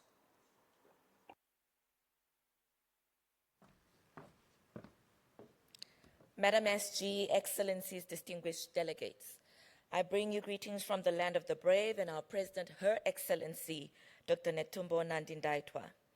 Namibia welcomes this global dialogue on AI governance and commends the co-chairs and welcomes the great work done by the expert team in producing the report of the Independent International Scientific Panel on AI. Informed by our national digital strategy and our digital transformation agenda, Namibia, like many other developing countries, faces the challenge of AI adoption. However, it is not AI adoption alone that concerns us. It is building the foundational digital infrastructure that makes AI possible. Without inclusive digital foundations, AI risks becoming a tool for the few, not a catalyst for shared prosperity. Global cooperation is essential to expand open data sets for development, support shared AI infrastructure, including regional AI hubs and maybe even AI capacity fund for developing states, and promote responsible open source AI models that empower innovation without compromising safety. Namibia has made great strides in the empowerment of women and girls, including at the highest political levels.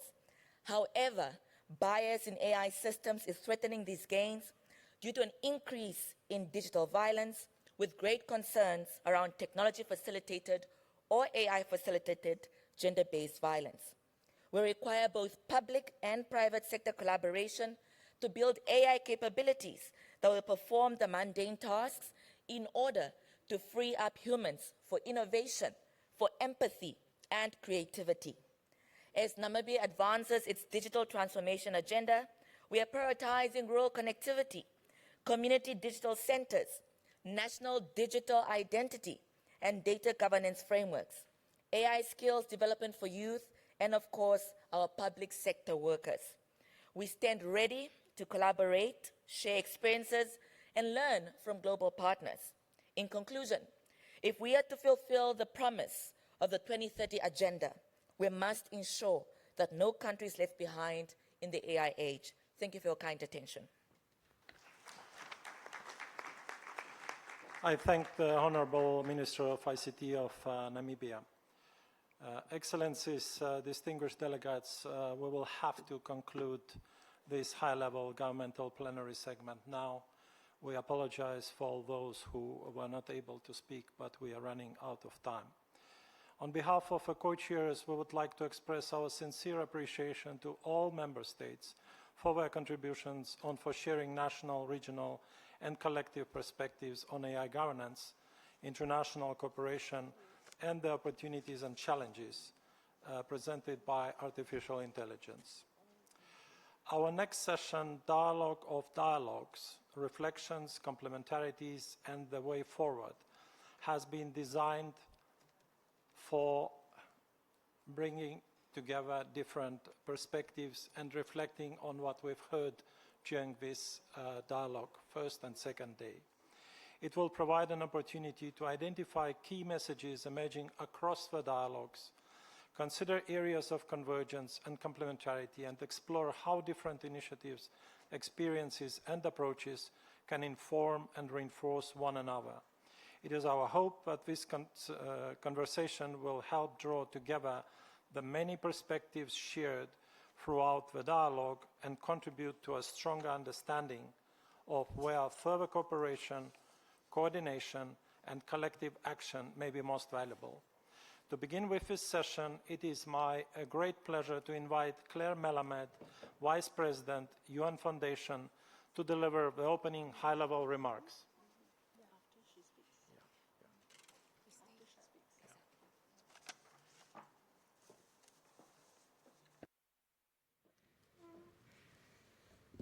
Thank you very much indeed, Ambassadors, Doreen. Thank you all. Thank you, everybody, for a hugely stimulating and engaging few days. I say it feels like very much longer already, and let me assure you that that is in an entirely good way, because it has been so packed full of content, of stimulating ideas, and of commitments to, as the speakers just now said, to make sure that this dialogue carries forward with concrete conversations, with specific ideas, and sets us well onto the road for the second global dialogue, brace yourselves, to be held in New York next May.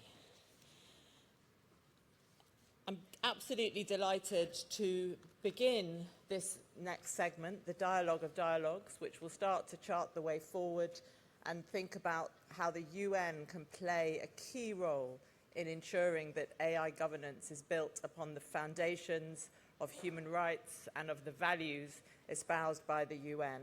I'm delighted to begin with high-level opening remarks, and as befits a multi-stakeholder dialogue, we are delighted to have remarks from different stakeholders here. And let me begin by welcoming to the stage Her Excellency Hala Tómasdóttir, the President of Iceland.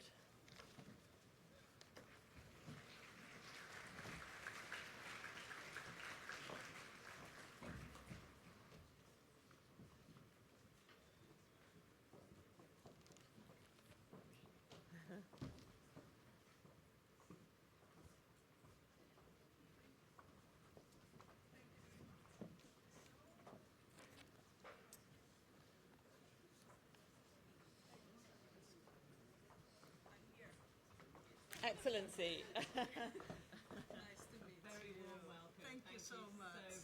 And Lovely the floor to is see you. yours. Thank you so much.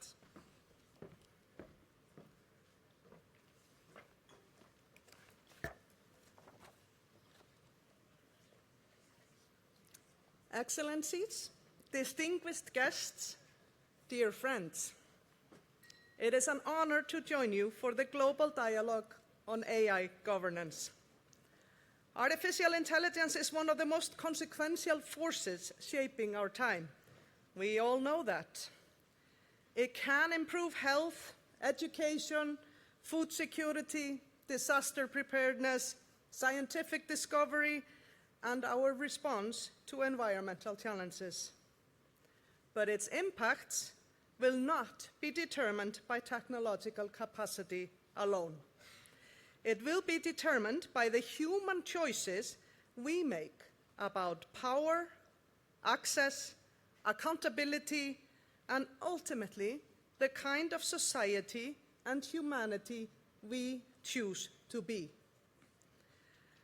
Around the world, governments, international institutions, companies, and civil society have put forward important principles for artificial intelligence.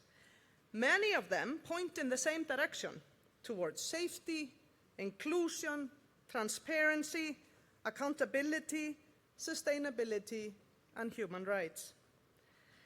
But we have not yet aligned on shared guardrails, common standards, or the practical accountability that this technology demands. And principles without practice can inspire false comfort. It is not enough to sound responsible while avoiding the difficult choices that responsibility requires. The central question is not simply how we govern artificial intelligence, it is whether we can govern ourselves in the age of artificial intelligence. I come from Iceland, a small island nation that has long turned constraint into creativity. For centuries, we have carried our history, imagination, and values through stories, through the sagas, poetry, music, and our very own language. They are our roots. They give us a sense of identity, belonging, and continuity across generations. We have also learned to draw energy from the magma beneath our feet and from the power of our waterfalls, transforming natural forces into warmth, light, and opportunity. We tend to believe that even the most powerful forces should be put to work for the common good. That, it seems to me, is the test for artificial intelligence as well. Not simply whether it can create value, but whether it can create shared capability, shared opportunity, and shared prosperity without sacrificing our human dignity, relationships, and sense of purpose. Access without agency is not inclusion. The benefits of AI must reach communities everywhere, not only those already closest to capital, computing power, and decision-making.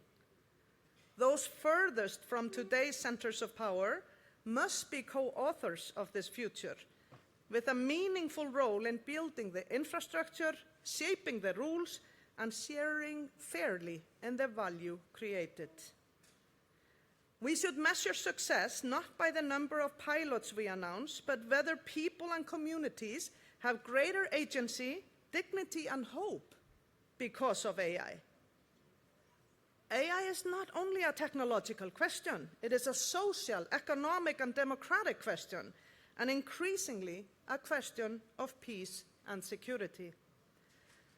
What happens in a world where young people conclude that the safest response to the digital world is to trust nothing and no one? And we must not normalize a future in which human beings delegate the irreversible decision to take a human life to a machine. meaningful human responsibility must remain where the stakes are highest. This autumn, Iceland will invite people across the country into a national dialogue in which young people will play a leading role. We need a future-fit leadership that neither confuses speed with progress nor technical capability with wisdom. We need leadership that brings governments, business, educators, researchers, civil society, parents, and young people into genuine partnership. We need leadership that asks not only, what can this technology do, but also, how will it affect the lives of our children? I come from a country where we have learned to live alongside volcanoes, earthquakes, and pretty unpredictable weather. Perhaps that is why we tend to believe that powerful forces should be studied, understood, respected, and put to work for the common good.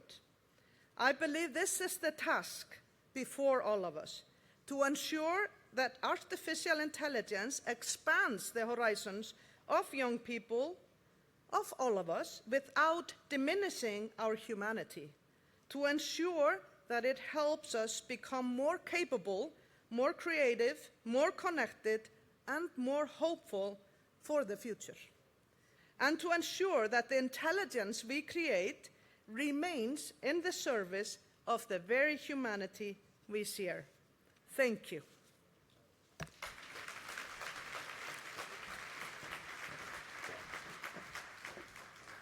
Thank you so much, Your Excellency, and thank you for reminding us first that we have key choices to make here. Policy choices, individual choices. We're not powerless in the face of technology, but we can choose the path. And secondly, that the path must be guided by the impact on people. That must be the criteria that guides the choices that we make and how we're judged for them. Thank you very much for those powerful remarks. And let me now welcome, for our second keynote of this segment, Brad Smith, the Vice Chair and President of Microsoft. You're very welcome.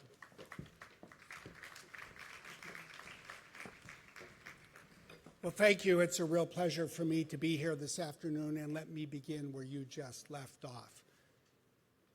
We will be measured by the choices we make, and the time to start making them is now.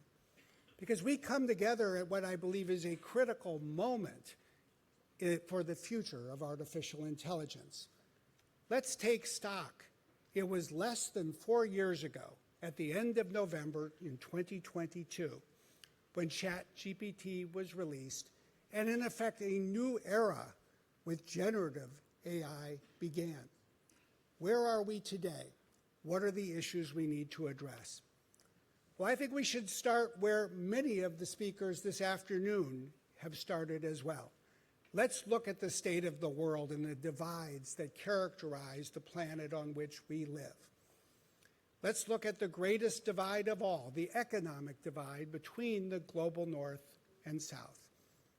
At Microsoft, one of the things we do is measure every quarter the state of AI diffusion, its usage or adoption on a per capita basis among the working age population in countries around the world.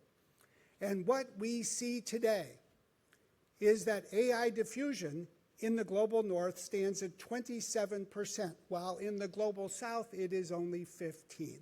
And what we know is that if current trends persist, by this time next year, AI will be used by more than twice as many people on a per capita basis in the global north as in the global south. What does that tell us? It tells us that we are not in good shape. We are not on the right course, and instead what we are seeing is yet again a new technology trend where digital technology, new technology, is going to widen rather than narrow the gap between north and south. We have important decisions to make, and you've heard speakers capture its critical elements. One cannot simply deploy AI in the cloud as if the cloud is the space that it exists. We need a foundation. We need infrastructure. We're trying to invest in that as a company. But we still need to complete the electrification of the world. We have even more distance to travel to complete the internet connectivity of the world. We need to expand the ability of AI models to work equally well in many languages rather than a few, and we need to make digital skilling an everyday reality rather than a dream that is being realized by far too few. These are the kinds of steps we need to take. And we need to start by recognizing that we're going to need to bend the arc of history if we're going to make progress. Similarly, I think we need to take stock and acknowledge that around the world, not everywhere, but in many countries, many people have many more questions and even concerns today than they did just a year ago. They ask, will AI bring me and my family, my neighbors, and my community more economic opportunity or less? Will it create better jobs for my children, or will it instead create technology that creates the jobs we already have? This is not a decision that machines will make. It is a decision that people and governments and countries will make. And we need to make them with the right kind of forethought and the right kind of values if we are going to ensure that AI serves its purpose and creates a better world. And then finally, I think there is in some ways the most fundamental question of all. Where are we when we look at the state of AI governance around the world? I think what we can say is this: over the last 12 months, AI has raced forward and AI governance has not kept pace. We've reached a point of recognizing quite rightly that if not governed well, the risks of AI can grow, as they are this year with respect to cybersecurity, as they will in future years when it comes to biology, with technology that can do both enormous good as a tool but enormous damage as a weapon. We have to catch up. And as you've heard other speakers talk today, there is only one way to catch up when it comes to AI governance. We must work together. We do need an approach that is inclusive, that makes room for every government in the world, as well as multi-stakeholder conversations as we're happening right now today. These are not challenges that can be met by any one sector of the economy alone. Government cannot act alone. The private sector cannot act alone. The nonprofit and NGO sector cannot act alone. But if we act together, we can do better. And as you've heard, we need interoperability. We need to recognize that different countries and cultures will quite rightly exercise their sovereignty and make different choices. That is something that is always part of international relations. But as you've heard, we cannot afford a patchwork that is impossible for people or companies or governments to navigate. We need to build the interoperability among governance systems if we're going to turn the current stalemate into progress. That requires the United Nations. It requires other institutions as well, and there will be many. But I continue to believe that the United Nations, the ITU, the other agencies that are here this week and every day of every week have an indispensable role to play. Only by harnessing the power to bring people together, to solve problems through stronger public policy, to deliver real results through real programs to countries around the world, can we offer what the world needs and what the world deserves: hope. Hope that we can turn AI into what it should be, a new technology that can build a better world. Certainly on behalf of Microsoft, on behalf of, I think, so many people who come from so many different sections of society and so many parts of the world, I am happy to be here. I am happy that all of you are here. And I am happy that we now have the opportunity to go forward together. Thank you very much.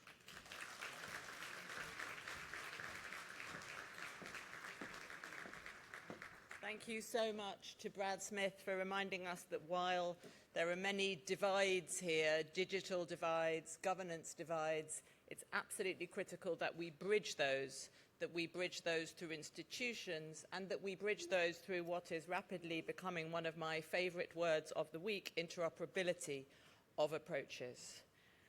For our final plenary segment, for our final keynote speaker of this segment, I'm very delighted to now welcome Mr. Ramanjit Singh Chima, who is the Global Programme Director at the Association for Progressive Communications. You're welcome.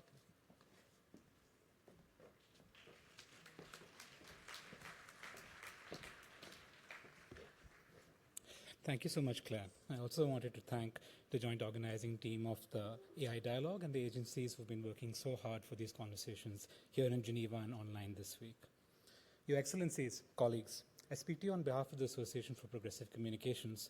For those of you who may not know us, we are an international non-profit organization born in 1990 with over 74 organizational members and 44 associates across 60 countries. From the beginning of our existence, APC's network has recognized that it is crucial for the international system to engage with civil society, public interest technologists, and grassroots communities on the design and conversation around technological systems, their development and governance. And I stand before you today sharing the fact that I feel a bit uneasy. It would be tempting for us here to focus on conversations about the future. How should we approach AI and its governance? But it's rare to find a truly blank slate. The development around AI and its governance, and the architectures in particular around institutional development, come from histories that we must learn from. We must not forget that the development of AI is not inevitable, and indeed not as a new phenomena. As many of you might be aware, AI and the range of technologies that constitute artificial intelligence, and the term we use today, come from development and development cycles of AI booms, or what sometimes people call AI springs and AI winters. What might be, of course, particularly different and unique about today's boom or today's AI spring is the fact, the extent to which it's impacting our communities and societies, that is not merely in labs, in testing environments and more. And in that context, it is impacting vulnerable communities and individuals, and it's already trying to seek and in fact successfully achieves the attention of already strained and contested policy and governance institutions. The internet has become a mainstream force. That does not mean it's universally accessible or it's equitable in its development or in its applications.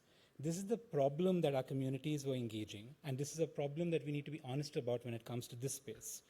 We were still working hard on getting digital governance right, and we are now under tremendous pressure to leapfrog into a conversation around AI governance and to create effective architectures for it. Global digital governance processes, including those born out of the World Summit for the Information Society, and that includes the UN IGF as well as the processes in the UN CSTD, have demonstrated the value of sustained cross-forum engagement. When we have seen success in digital cooperation at the global level, that has been when governments, civil society, the technical community, academia, the private sector, and international organizations have worked together. Many of those who work for the ITU and other UN agencies here in Geneva, as well as those working in New York and other UN hubs, have recognized and learned this through discussion, dialogue, and sometimes active debate and disagreement with civil society and other stakeholders. AI governance should build on that, not replace that. The United Nations system and the different agencies involved in these conversations must remember this as they plan for the next dialogue in New York, as they design commissions and other fora, particularly given the challenges the UN faces at a broader level over the next few months and the reality of the UN's leadership transition and changes. We need to also recognize that the current and upcoming developments around AI raise concerns that intersect with existing concerns around connectivity, human rights, standards, cybersecurity, and digital inclusion. AI systems are not neutral. They are designed and operate within structures that come from existing inequalities. Women and girls, gender diverse people, and other marginalized groups are distinctly and disproportionately harmed by the development and use of AI systems and are underrepresented in the conversations around their evolution, design, and governance. The global dialogue on AI governance is an opportunity for governments and decision makers to embed commitments in these affirmations on gender equality from existing digital policy and cooperation processes into the AI governance conversation from the start. You can learn from those mistakes. You can learn from those wins. While the internet impacts and connects to many other parts of our societies and economies, we need to recognize that there is still a reality. Your gender, your community identity, your geography and more impacts what connectivity you get and whether you get connectivity at all. Absence of connectivity impacts your agency and autonomy. You will still have your data scooped up for AI models and are often experimented on in AI deployment, but you cannot voice your demands, you cannot reveal what is happening, and you cannot provide your thoughts on governance.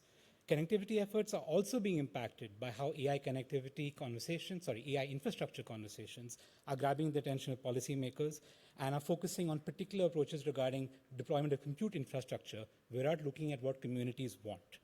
We need a community-centric approach to internet infrastructure and one that recognizes the impact this has on climate change, a topic that the AI dialogue needs to engage with further and needs to connect further with environmental defenders and more. My colleague Rebecca mentioned this earlier today in the conversation around human rights, saying that we need to recognize that the conversations here about communities, that they are not a last-mile policy problem, but communities need to be a first-mile priority and stakeholder. I want to end with a reminder on history. History has taught our communities that do not be afraid of red lines. In particular, we need to be clear about what we deem and enforce as unacceptable when it comes to people's rights, including their rights to their data and privacy, as well as the sustainability of the planet. June, last month, was the 13-year anniversary of the Snowden revelations. It prompted the United Nations and the UN's member states to redouble the protection of the right to privacy in a digital age, to drive national reforms around data access and more. But all of those stand at risk, and surveillance controls, for example, in particular, are completely at risk of being jeopardized due to the current relentless rush for AI tool and usage, for partnerships between the public sector and AI firms, and other efforts to collect and use data in AI systems. We therefore fully agree with the vision that was hinted at by the Secretary General and by the High Commissioner for Human Rights today. We need regulation guided by human rights, a universal recognition around leaving no space for data collection and AI development without consent.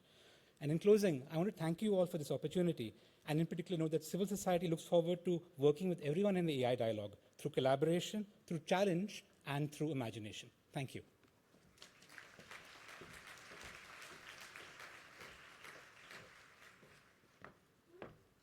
Thank you so much, Raman, and thank you for reminding us that it's a very long road that brought us here, and there are many interlocking processes that we have to think about, and much history here also of discussion, of debate among many different stakeholders of these issues. So speaking of many different stakeholders, discussion and debate, we're now going to turn to the panel section of this plenary. And let me just welcome our panelists to the stage. If you could all come up on the stage as I call your name, and then we will begin. So let me first welcome Her Excellency Emma Theophilus, the Minister of Information and Communications Technology of Namibia. Very warm welcome to you. Let me welcome Guy Ryder, Under-Secretary General for Policy at the United Nations, Jan Tallinn, the co-founder of the Future of Life Institute, and Gaia Marcus, the director of the Ada Lovelace Institute.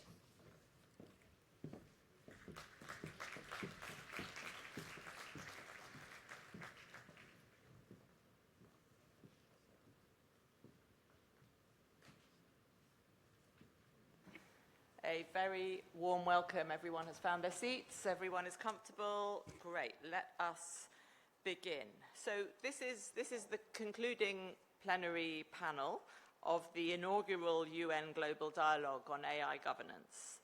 And as seems appropriate, we are going to start facing forward into the future and think about the next UN Global Dialogue to be held in May of next year in New York, and to think about some of the things that we have learned over the last 2 days, some of the lessons that we will take, and some of the work that needs to be done in order to get us to that next dialogue. So let me start with you, Under-Secretary General. We've heard over the last few days of many different processes and initiatives, so all of the huge amounts of work that are going on in different combinations and constellations of stakeholders, which are contributing incrementally to AI governance. How can the UN help to connect these efforts to achieve the complementarity, the inclusivity, and the interoperability, which I think many people in this room would like to see? Well, thank you very much for that question. I mean, to answer the question and to look forward, as you just invited us to do, I think it's worth just seeing for a minute how we got here today. It was only in August of last year that our member states decided to convene this dialogue. This dialogue is happening because 193 countries of the world decided that it would be a good idea to come together and have this dialogue. And it's important to remember the mandate, not only what its content is, but who it comes from. And it gives a particular importance and a particular legitimacy to what we're all doing here together today. And I have to say that I think we deserve to recognise the extraordinary contributions that people have made to making this dialogue work rather successfully. We owe big thanks to our co-chairs who undertook really very intense consultations to get this dialogue off the ground. We got 1,500 written submissions, and of course we've worked very carefully and very closely with the independent scientific panel that we heard report to us yesterday. And we'll be getting an outcome document, an outcome from this dialogue to be prepared by the co-chairs in good time. So this dialogue has set us on, I think, an important road. Now, what can the UN do to bring things together? It is obviously true that there is an enormous amount of attention and activity taking place internationally around AI issues. Some of them here this week in Geneva, not just this dialogue, but the AI for Good events, the WSIS events as well. And the point about this is the UN enjoys one unparalleled comparative advantage in the tasks before us, and that is the legitimacy of its universality. There is nowhere else where 193 member countries can come together in this all-inclusive conversation. And when we say inclusive, of course, it's all our member states, but it's also business, it's also civil society, as we have just heard. We have a challenge, let me be perfectly honest with you, moderator. Inside the UN system, there's a lot going on inside the system. We need to make sure that what happens inside the UN system is coherent, is complementary. We are working hand in hand within the system, and I think what we've seen from the dialogue and the panel this week is good evidence that we are working well on that. But I also think that we are able, through the UN, to try to reach out to connect with those other international processes that will take place. Not universal ones, but different summits that will take place. No doubt the G20, the G7 and others will want to have their say. And I think we can be a reference point in a gathering. And looking forward, I mean, we've heard some very interesting ideas for initiatives arising during the course of our dialogue. We heard our Secretary General suggest that we have a child safety pledge acted upon. We heard him talk about a transparency initiative. We've just heard the President of Iceland talk about the national dialogue in that country. These are things we have to put together, and I'm sure there will be many other initiatives. And I think bring to this dialogue, which can be, I think, an annual place to come together and to really take stock of what we're doing and where we need to go. So I think we've made an enormously encouraging start, but it's a start.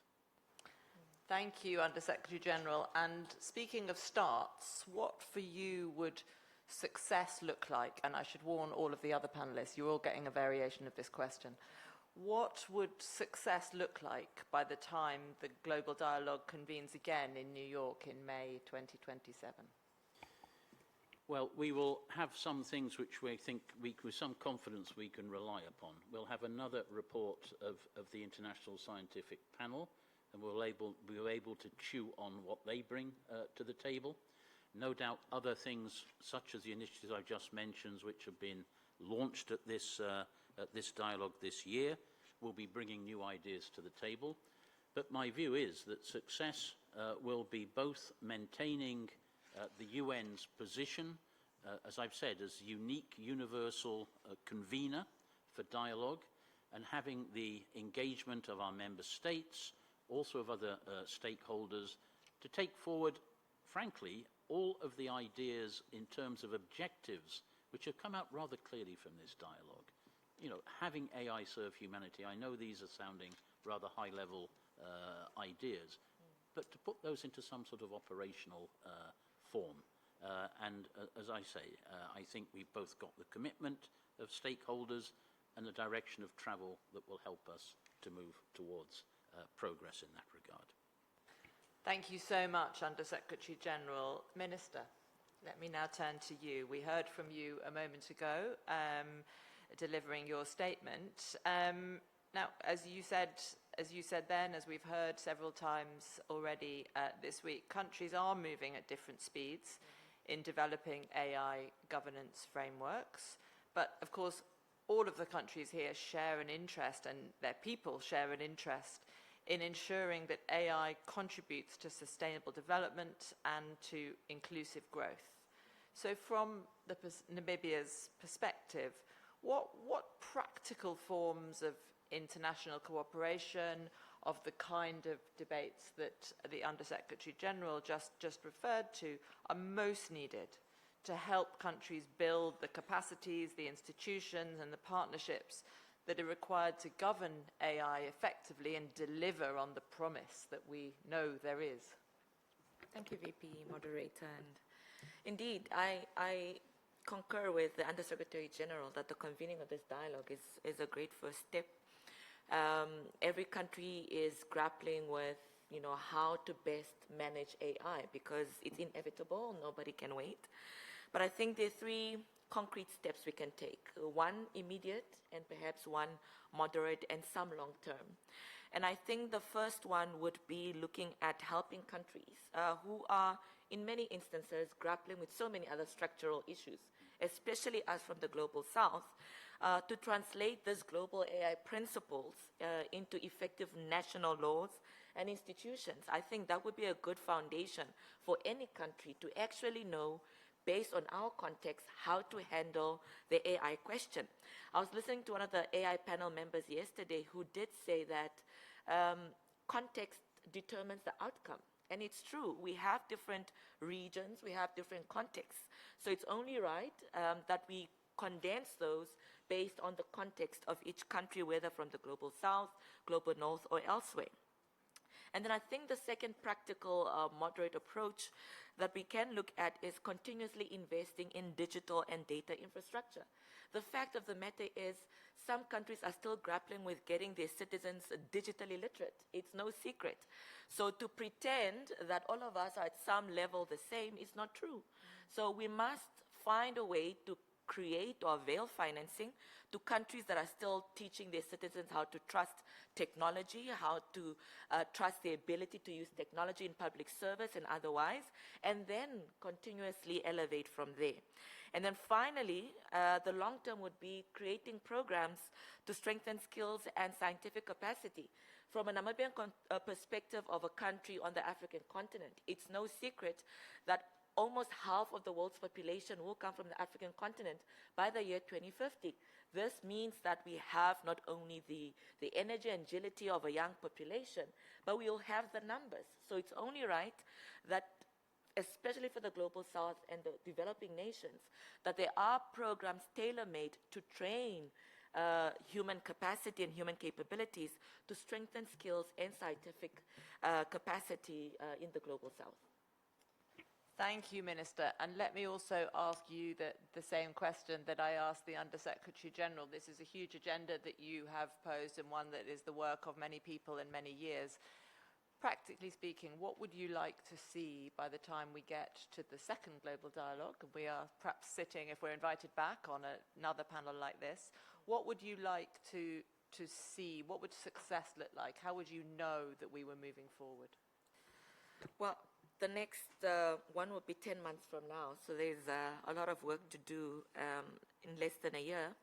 But I think success in May 2027 in New York would look like, one, having a shared but flexible reference framework for AI governance. I say flexible again, as I've spoken about the context earlier before. And this reflects on all the regions across the world and giving countries like ours, small states, developing states like Namibia, where I'm from, a practical but sovereign template for national legislation and, of course, our institutions. The second one would be visible capacity gains in the global south. Like I said with the example earlier before, we need more trained regulators. We need more national AI strategies deployed and more cross-regional AI initiatives advancing inclusive growth and resilience, especially for countries that are compounded with AI coming up, but they do not necessarily have the capacity in country, so that there's no this dependence on other people's capabilities for one's own country. And last, reflecting on Goal 17, would be partnerships, global partnerships around this dialogue, where governments, industry, academia, civil society are regularly exchanging evidence, updating norms, and co-developing open tools that we can use in administrating the use of AI for now and the future, and that the voices of some are not lesser than others. I'm a government representative, but many instances we depend on all these actors to properly advise policymakers such as myself, to generally take a listening ear, to actually put the necessary safeguards in place to protect citizens. So this is, I think, what success would look like in the next 10 months before we meet in New York in May. Thank you.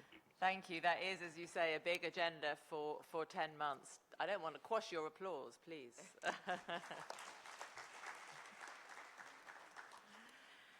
And I'm very glad that you raised the question of partnerships. I've already heard many announcements of very exciting new partnerships. And for those that haven't yet, let me encourage you all to take a look at the Partnerships Hub that has been launched as part of this dialogue. There are some fantastic examples there of exactly what you described, practical coalitions of different stakeholders coming together to solve some of the practical problems that have been outlined here today. So it's great to see that those solutions starting to come. Jan Tallinn, the Future of Life Institute.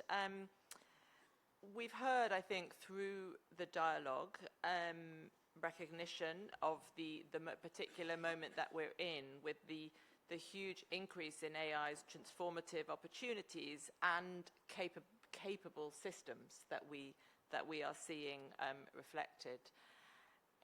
As you think about that, where would you see the greatest need for international cooperation in the face of this rapidly developing industry? Thank you very much. Indeed, I think it's great to see this kind of awareness throughout the dialogue and indeed in the world, that finally AI is becoming very capable. I certainly see it in my own field of software development, but clearly healthcare, sciences, there's so much good that can be done with AI. But I think even the best experts are only now starting to grasp that the progress will actually accelerate from here. The big reason is that the top AI companies are now openly pursuing what's known as recursive self-improvement. That is, using their own AI to accelerate the development of AI. Just yesterday, Jack Clark, co-founder of Anthropic, said that their top model did a new world record in one of the crucial tasks of machine learning, the GPU kernel development. Now, the problem with this recursive self-improvement is that you're risking losing the control, because you're giving machines more and more autonomy. And the autonomy that makes those, more generally, the autonomy that makes these systems useful is also what makes them harder to control. As the Secretary General said, these systems are actually no longer tools awaiting instruction, and our intuitions and institutions are not ready for machines that decide. And in the worst case, we indeed lose control altogether. And as the panel's report makes it clear, reliable methods for retaining control over highly autonomous AI systems are lacking. But of course, that's not inevitable. The choice, as Secretary General puts it, is between governing by design and drifting by default, probably drifting in the wind of economic pressure. But in the end, it is the path that we, humanity, are choosing, and we can choose a better path. Because the reason why we are rushing towards these dangerous thresholds is because of the competitive dynamics driving this AI development.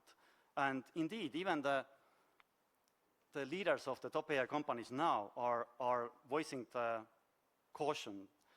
They are saying that they would like to slow down, but they really can't because of this commercial and geopolitical pressure. And this is where UN and more generally international cooperation can step in to make sure that there is like international pressure to progress at a safe pace, so we can actually capture the AI benefits, the increasing capabilities that the increasing capabilities are bringing, and not kind of succumb to this loss of control that's driven by the race.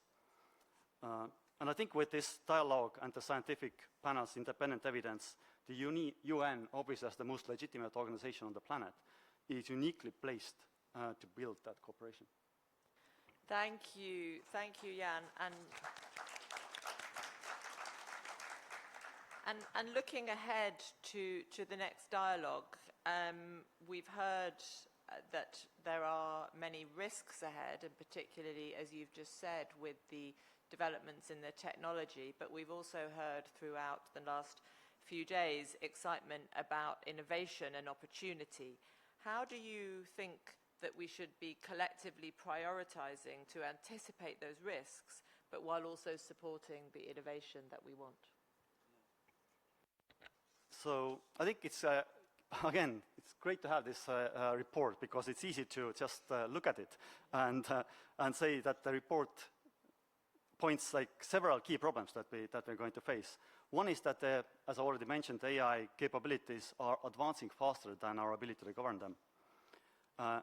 Second, the companies now actually have the highest level of knowledge. They know far more about how capable and how safe their systems are, really, than the governments and the public. And the third, which is like now becoming very clear, most countries, including many advanced economies, lack the technical expertise to assess the most capable AI or have a real say in governing it. And because of these risks are actually cross borders, even if you don't have a say, you're still going to be subject to the risks. The countries left out are exposed just like everyone else. So kind of bridging the AI divide and governing the risks are not two separate agendas. They're one. I think there's like one way of putting it is that there's like two frontiers that are being pushed. One is making AIs more and more capable, and that's kind of happening behind two gates. One is what the AI companies are deciding to release, and the other is like what the host country is kind of enabling the rest of the world to access. And even the companies themselves, as I mentioned, are kind of trying to go like, help us. Let's be more careful here. And the other frontier is basically the AI adoption, diffusion, and actually putting the capabilities into good use. So there is really no dilemma anymore between dichotomy between innovation and safety, because most of the safety concerns are in the first frontier, where the companies are racing into unknown, and most of the innovation and benefits actually come from the second frontier, where the companies or companies and the communities in general can actually tap into those capabilities. Thank you very much. And in the spirit of the dialogue of dialogues, the title of this session, I think, bringing what you have said together about the fact that these different issues, although they may sometimes be discussed in different fora, are not at all in contradiction with each other. And Under Secretary General Ryder's comment about the UN being the inclusive forum where these things can come together, I think, again, this speaks very much to what we are all doing in this room today and the value of this forum. So thank you for that. Gaia, coming to you last. Gaia Marcus, the director of the Ada Lovelace Institute. We've heard, I think, already from several panelists, from from Her Excellency, the President of Iceland earlier, the critical importance of inclusion, of public trust, and that has been a recurring theme across the different cluster conversations that have been happening in these rooms. What practical mechanisms do you think can help to ensure that the diverse voices that we need continue to shape AI governance between these two dialogues and beyond? Thank you. It is truly an honour to be addressing you all today. In reflecting what we have heard, it strikes me that we cannot understate how historic it is that all UN member states now have a seat at the AI table. And inclusion cannot stop at the level of states. For this dialogue to be legitimate, we need to move from hearing only about the futures that a few companies, investors, or powerful actors want to see, as we have heard, to hearing the hopes, aspirations, and fears of people around the globe, as AI becomes intertwined with everyday life. So, embedding trust and inclusion into this dialogue cannot mean treating participation as a side event or a consultation exercise.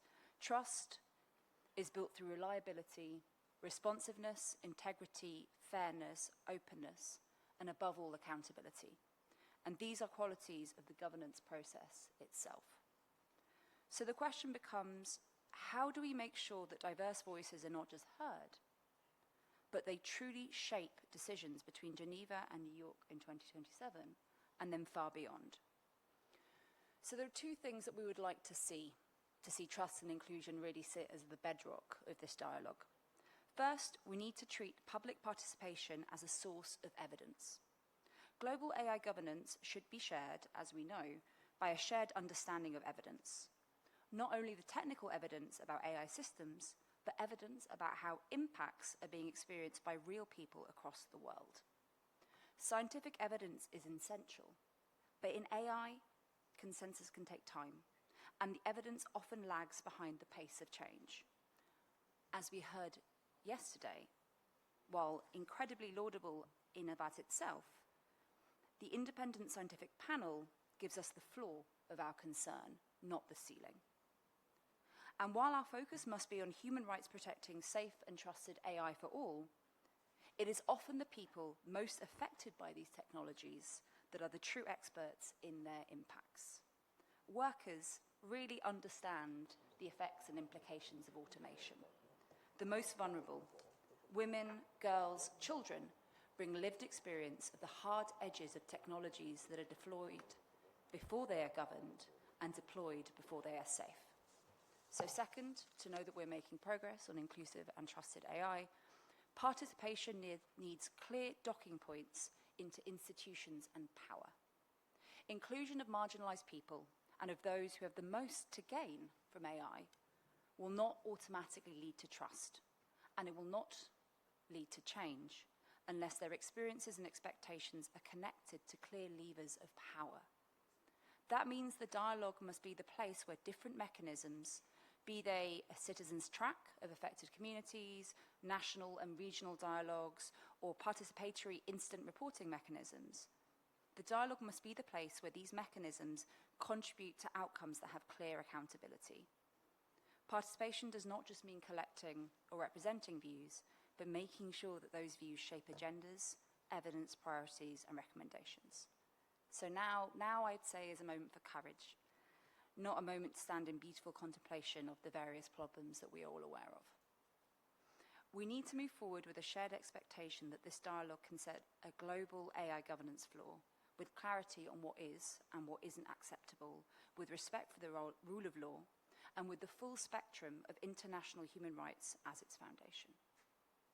So for 2027, we need to act decisively, developing an embedded and institutionalized participation architecture around the dialogue that adds substance to a recognized, respected, and defended global governance floor.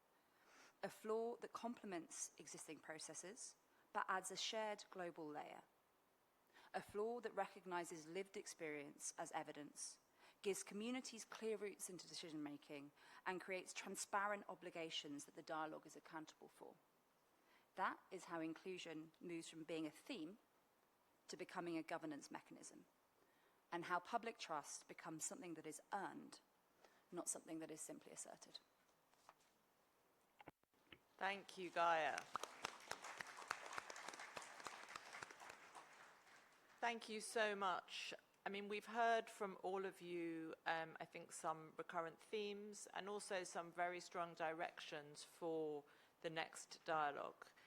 We've heard of the need for a flexible framework, one that can accommodate the rapid changes in technology, the rapid changes in the needs of different countries and communities, and the rapidly evolving field of AI governance itself. We've heard of the need for an inclusive approach, inclusive of all UN member states and inclusive of communities and of those voices that often are not heard in these debates, and of course inclusive of the companies who are developing AI and bringing it through the products into people's hands.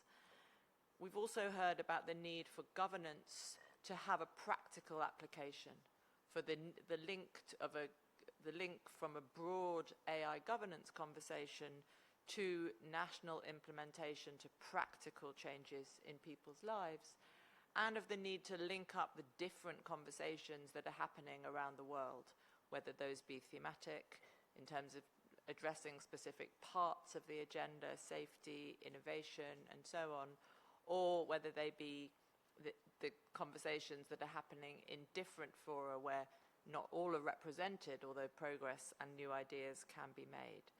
So we need, I think, to recognise, as Under-Secretary General Ryder said, the critical role here of the UN as the place where all of these different attributes of dialogue can come together. We have a few more minutes, I think, of the panel, so I would like to ask all of you one final wrap-up question. As you have been listening to the conversations, participating in panels, having I'm sure your many bilateral conversations over the last few days, what do you think, as we approach the final sessions of this dialogue, well, it says in my script in one word, I might allow you 3 or 4. What do you hope is carried forward when from here, from Geneva to New York, when we meet again in May 2027? Let me just start with you, Minister, and go down the row.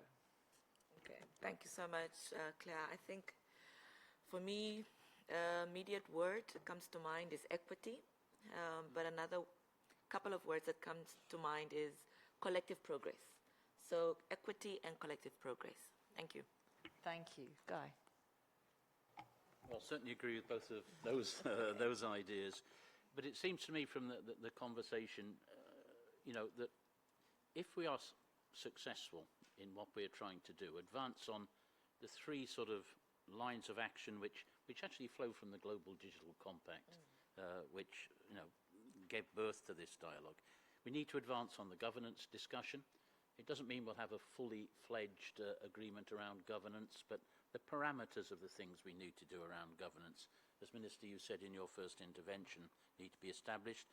We'll continue to advance our understanding of the science and do our work on capacity building, as the Minister's emphasised. So to get to your question, it seems to me that we will have been successful, and we will be successful to the extent that people believe, not just as an abstract proposition, but as their lived experience, as the last speaker said, that AI is beginning to work for them, that the balance of fear, concern in the face of AI is actually moving towards optimism, not because people by nature get more hopeful, but because we're able to demonstrate that we are beginning to exercise that process of control, to act, not just drift towards the futures of AI that we want. So I think it comes around to confidence, but not irrational confidence, founded confidence that AI is beginning to work for people.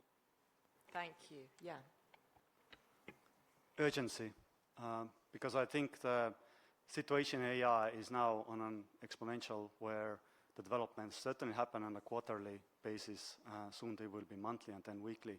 And if the governance continues to work on a yearly basis, there's a problem. Thank you. Gaia. I think we all know that we've made true progress where we have a shared understanding of evidence that goes beyond the scientific to look at the impact on people and societies. We have a shared understanding of accountability. and we have a shared belief that the UN is the place to drive minimum governance standards that we can all be held to so that we can all reach the moment. Thank you. I have 5 words from our 4 speakers. They are optimism, progress, equity, urgency, and understanding. That sounds to me like an excellent agenda and aspiration to take forward into our next global dialogue. So I thank you all very much for that. Thank you.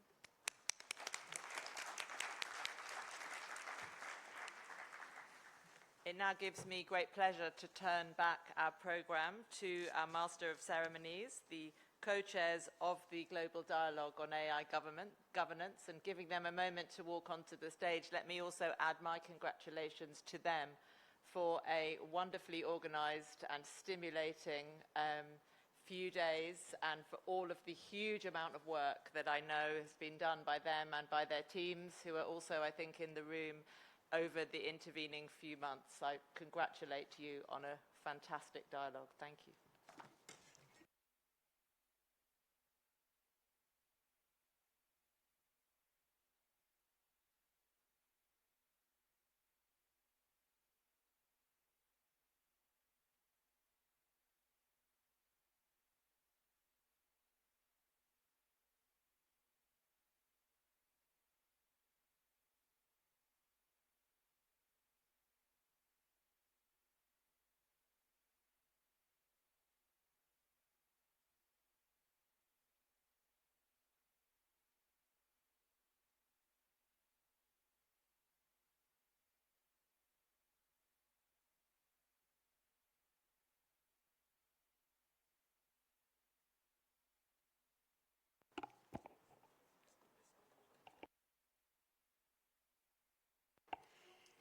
Thank you so much, Claire.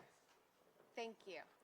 Thank you for moderating this important conversation, but also to your insightful remarks. Definitely, this panel has made clear that the conversation on AI governance cannot end with this dialogue. And the experiences, the ideas shared over the past 2 days underscore that advancing effective AI governance will require continued collaboration across sectors, regions, and initiatives. And we all have a role to play in carrying these critical messages forward to the next global dialogue. So now we're going to the next part of the segment. We will invite all the thematic clusters co-chairs of the 4 breakout groups to come up to the podium to provide a report back from all the breakout groups. So I kindly invite you to come here.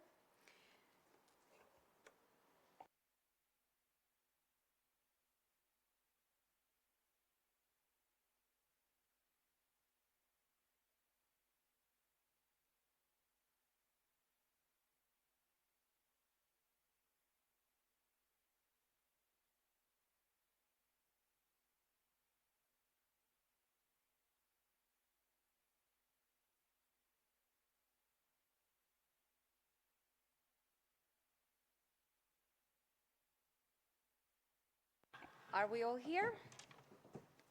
Almost there. Okay, so I have some housekeeping guidelines for all of you.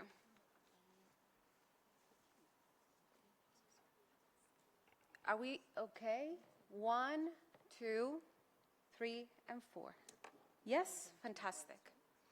Okay, so this is what we're going to do. We're going to be very efficient in time, and I will ask for your help on this. I know that the discussions were really interesting. I know that you have a lot to say, and we're so looking forward to it. And we also have a summary to write, right? So everything will be really, really useful. But now I will give you, each of you, only 2 minutes. Yeah, I heard the sigh. Like, so only 2 minutes for each of you. So in total, for each of the thematic cluster, you're going to have 4 minutes. Why are we doing this? Is because, as you know, then we have the possibility to hearing back from member states and other stakeholders also on those discussions. And some of the people that were going to listen after that, they were not able to speak throughout these 2 days. So I kindly ask all of you, dear co-chairs, to help the co-chairs of the Global Dialogue on this. Are we good? Sounds great. Okay, let us begin with the thematic cluster 1. Co-chair Mark Alexandre Dumba, Minister of Digital Economy and Innovation of Gabon, and Rashid Khan, co-founder of Yellow AI. Excellencies, distinguished guests, thank you very much. Yesterday, with my co-chair, Mr. Rashid Khan, our cluster examined AI's opportunities and implications related to social, economic, cultural, linguistic, and technical dimensions. And I'll share with you a few takeaways. The first one is to not race to be first on AI. Race to use AI wisely. The instinct to compete on speed misses the point. The real contest is who builds the institutions and judgment to deploy AI well, as opposed to who deploys it fastest, even if this can feel counterintuitive in the world that we live in. Second, most of AI's opportunity will come from adapting big AI to small AI. AI today is shaped by Western infrastructure, language, and values, but the cognitive economy only works if we meet people where they are. And that means the frontier isn't getting bigger model. It's about local adaptation that lets an African farmer or a Pacific Island utility operator actually use this technology in their own context. That's where the disproportionate value sits, especially for economy whose knowledge has always been tacit as opposed to codified. The third point relates to the fact that AI is a paradigm shift. It's not business as usual. It doesn't ask us to optimize existing systems. It demands that we redesign them with new incentives, new measures of success, new assumptions about who gets to participate and how. There has never been more capital, talent, technology assembled than today. Yesterday, we agreed that we are only limited by our imagination. Will we use our imagination to distribute this abundance fairly, or let the gap between who builds AI and who benefits from it become this century's defining inequality? It's really now up to us. Thank you so much. Fantastic. Thank you, Minister. Rashid. Excellencies, distinguished, yeah, please go ahead.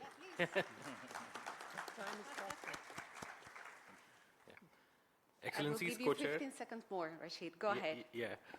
Distinguished delegates, colleagues, a very good evening to you all. Mr. Dumba has set out where Cluster 1 is going. And let me share what the room shared yesterday with all of you. Starting with first, access is not the finish line. AI is probably the fastest growing technology in the history of the world. Yet access alone does not create prosperity or jobs. Capacity does. Our room's sharpest warning was the biggest risk is that most of the world remain spectators while others capture the value. Second, strategy is enablement, not a compute race. Digital public infrastructure, the foundation of AI, as a literacy for national priority, and serious attention to distribution and workforce transition. Getting AI to people and people through the change is where the real work lies.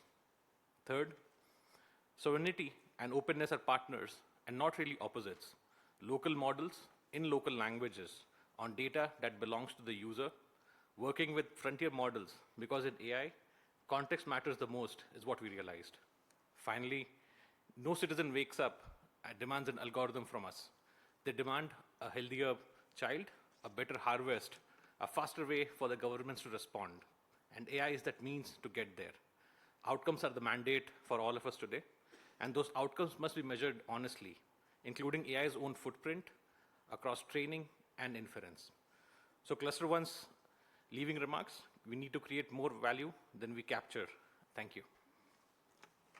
Thank you, Rashid. That was awesome. Okay, now let's go to Cluster 2. Thank you. Go ahead. 43 speakers pronounced 12,084 words, and three C's have been resonating: capacity, capability, and context.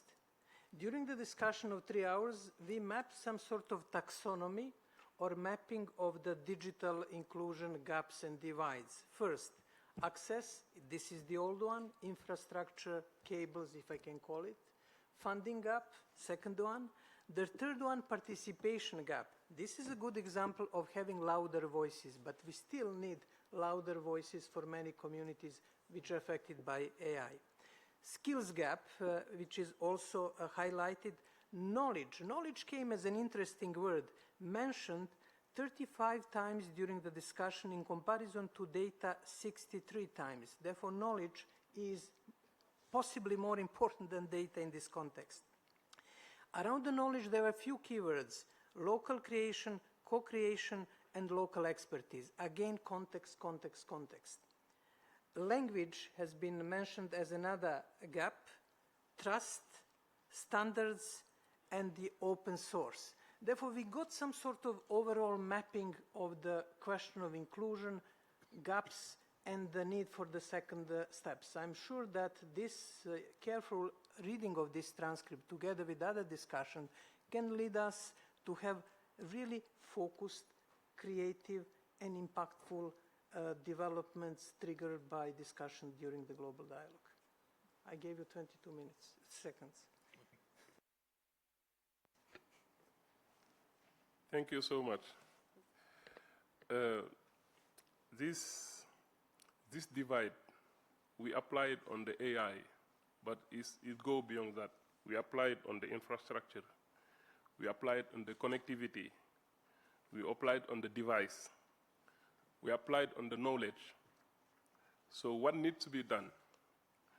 We need connectivity. We need electrification. We need investment. All this, grab it together, will help us to benefit on the AI. So bridging the gap is not only the AI, it's going beyond the AI. For our countries, like in West Africa, we are not facing the same situation around the world if you compare to the US or Asia. For us, we are on the connectivity level. We are on the infrastructure level. We are on the devices level. And to go beyond the AI, we need to fix those challenges.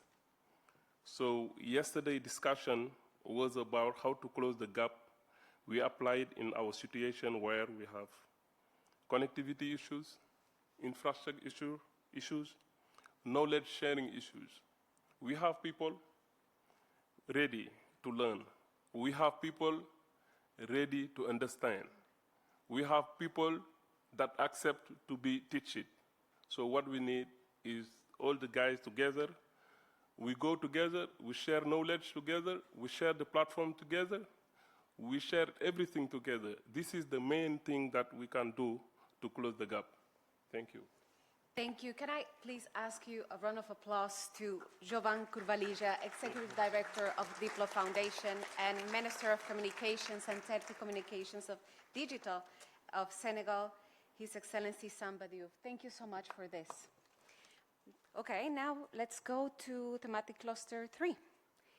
Can I hear from Minister Bogantes and also Rebecca? Thank you. Today's discussion confirmed that effective AI governance does not require every country to follow the same model. It requires us to connect different approaches while respecting national context, regulatory autonomy, and different levels of institutional capacity. Several key messages that I would like to highlight. First, AI governance must become adaptive. Static rules, will not be sufficient for systems that are even more autonomous, interconnected, and capable of acting across multiple steps. Second, interoperability must become practical. This requires common definitions, shared technical standards, and clearer links between legal requirements, technical control, and evidence of compliance.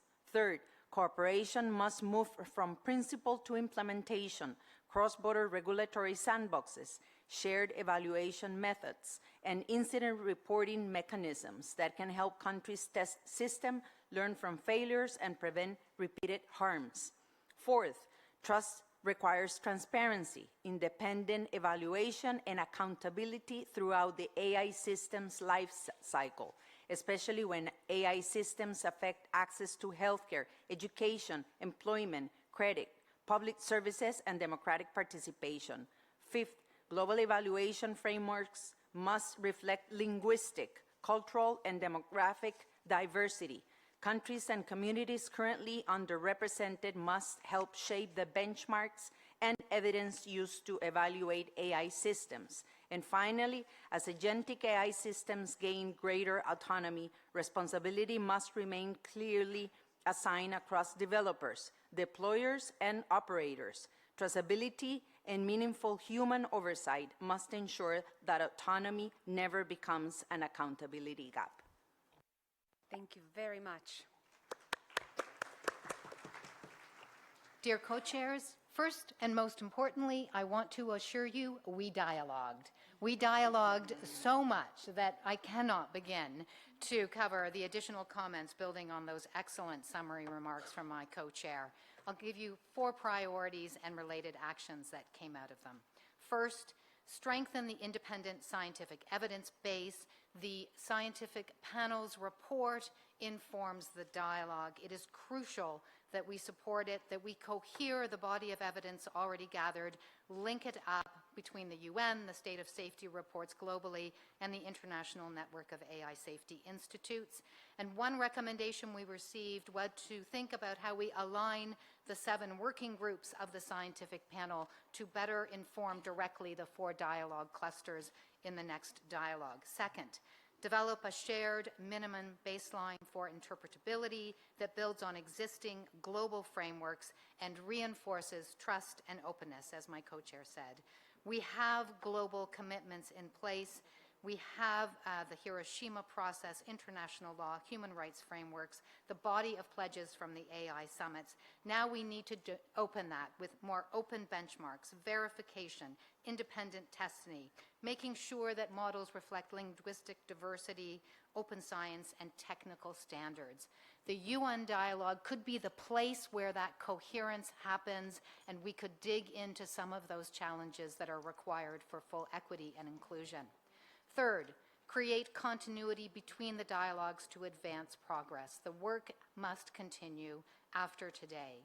And fourth, finally, we heard, and I could not agree more, that multi-stakeholder participation is not a nice to have. It is necessity moving forward. The next few years are critical in shaping the future of AI. Let us make sure to take this opportunity to act together. Thank you. Thank you so much, Minister Bogantes, and also Rebecca for this important wrap-up. Okay, now let's go with thematic cluster 4. We're going to hear from Linda Bonjo, founder and CEO of Lawyers of Africa. Linda, you were also with the Minister of Spain that couldn't join us, but you will be speaking on behalf of 2. So please go ahead. Excellent. I'm speaking on behalf of the Minister who's headed to Spain to celebrate his win last night. And we had a really good time dialoguing and talking about football, and tonight you know what's going to happen to Switzerland. We did have conversations spanning from children. We think that it's agreeable that we must protect children, but 2, there was consensus that children are not homogeneous. We have immigrant children, disabled children that we must take care of in this age. Number 2, we talked about financing human rights. How do we finance human rights in the digital age? Many civil society organizations or organizations just do not have the funding anymore. In this room, there are fewer civil societies organizations this time. We must look at disruptive and new ways to do that. Number 3, we talked about AI workers and who's missing in the room. We did not have voices from the AI workers. And for the 4th reason that I'm going to talk about, we spoke at length on why there's little participation from the global north. We agree with the evidence from the scientific panel that AI governance globally is being run by a few states. The power is concentrated there. And we know why. It is because of visa refusals. The last 6 months, 51% of conversations on AI governance happened in Geneva. The visa refusal rates for Africa, Africa accounts for 7 out of 10 visa refusal rates. I can mention Frida Mwangi, an AI worker, Maria Mbeneka from the Commonwealth. They could not make it here today because of visa refusals. We think that it is time that we open up that black box. There must be transparency and accountability for the AI systems that are being used to determine visa refusals. We also think that, this is my personal view, it wasn't from the group, but we need an AI passport. It must be easy for people to move when they want to invest in AI or they want to take part on AI governance. We should not pay for visas to come here. The average African has spent 2,500 euros to get to this place. Some of you spent only 200. We must rectify those to ensure that the global south participates.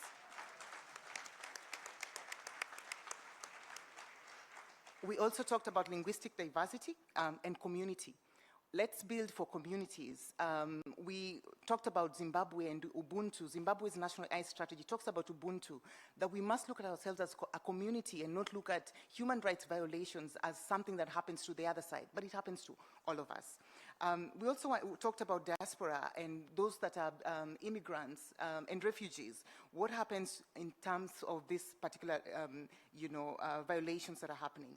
We also dialogued on artists, that you need to put artists first, musicians and creative, because we sang before we spoke. We also talked about legal certainty. We need some legal certainty around this because rules are changing every single day, but the law must be able to be predictive in this sense. And finally, we also talked about information integrity. What about democracy? And that's something that, maybe we're dancing around it, but we need to talk about AI and democracy and what an information ecosystem would look like. I have 35 seconds, thank you. I'd also want to, talk about the general sentiment in the room around what to do with algorithmic management and how to domesticate and implement all these principles that we talk about globally. Lawyers have launched an AI governance index for Africa, and what we're seeing everywhere is that states will sign these treaties but do not domesticate them in their country.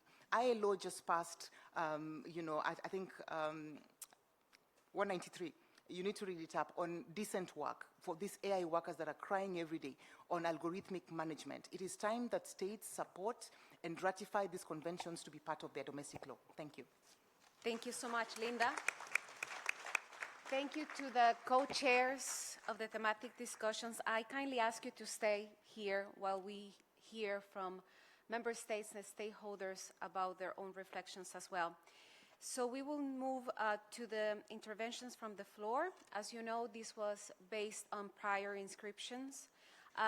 Please come up to the lectern when your name is called, but before that, for those speaking on behalf of a stakeholder, can you kindly go to my right here to the Secretariat to identify yourself?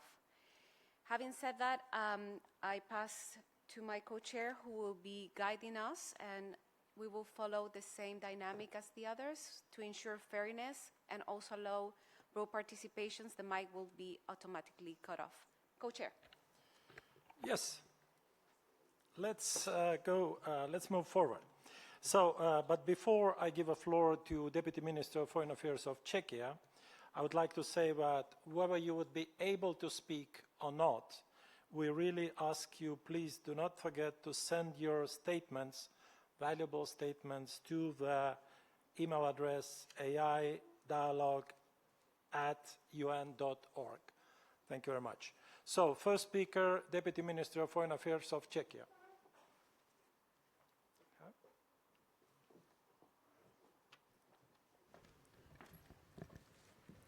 Thank you.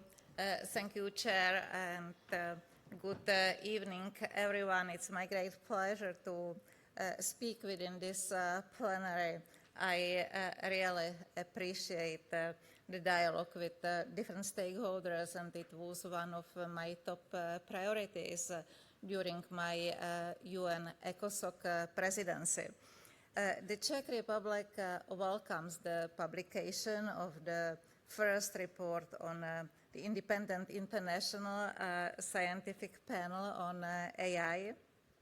Artificial intelligence has enormous potential to drive innovation, economic growth, and societal resilience.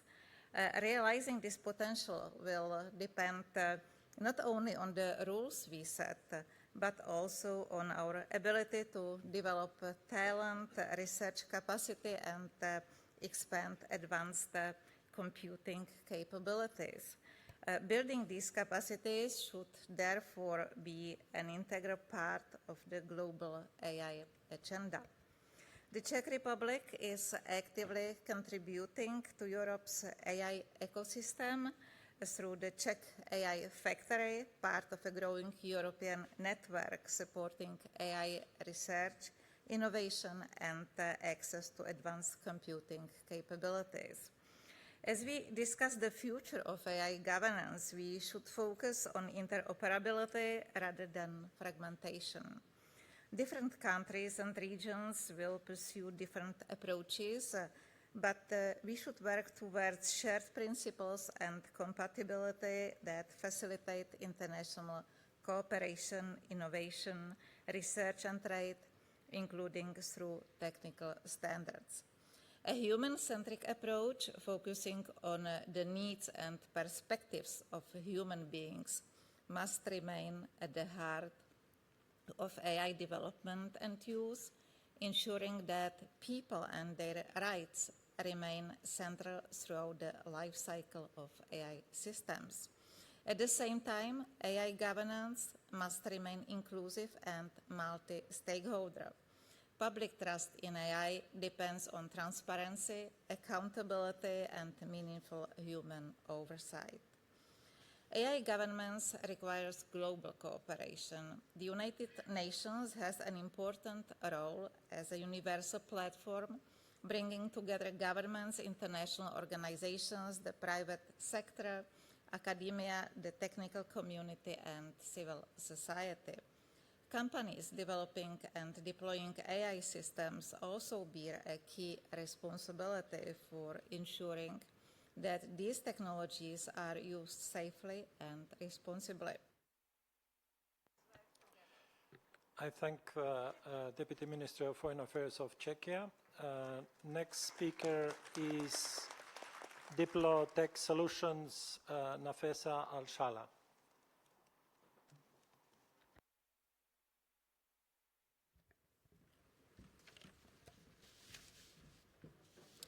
Thank you. Madam Co-Chair, Mr. Co-Chair, Excellencies, and distinguished delegates, I'm honored to speak on behalf of Diplo Tech Solutions. To ensure this historic global dialogue succeeds, we must urgently move from abstract ethics to a functional, inclusive framework. Today, a widening technical literacy gap risks turning the Global South into passive rule takers rather than active rule makers of the digital age. To prevent a digital iron curtain, Diplo Tech Solutions urges this dialogue to prioritize 3 immediate actions. First, we must institutionalize regularity harmonization. We need a common diplomatic language and shared ethical red lines between major frameworks, such as the EU AI Act and the African Union's AI strategy, to eliminate regularity havens for unethical AI. Second, we must democratize technical expertise. True inclusion requires concrete capacity building through Global AI Capacity Fund and decentralized tri-sectoral Diplo Tech hubs where diplomats, private innovators, and civil society co-design policy. Finally, we must address critical emerging blind spots, the environmental cost of the large compute systems, the threat of synthetic content to information integrity, and, crucially, the protection of global data centers, recognizing them as a critical non-military infrastructure. I think the unique value of this UN-mandated platform is its universal legitimacy. So let's utilize it to ensure that the Global South has an equal seat as architects, not just consumers of the global AI governance. Thank you so much. I thank the distinguished representative of Founder. Next speaker is State Secretary in the Federal Chancellery of Austria.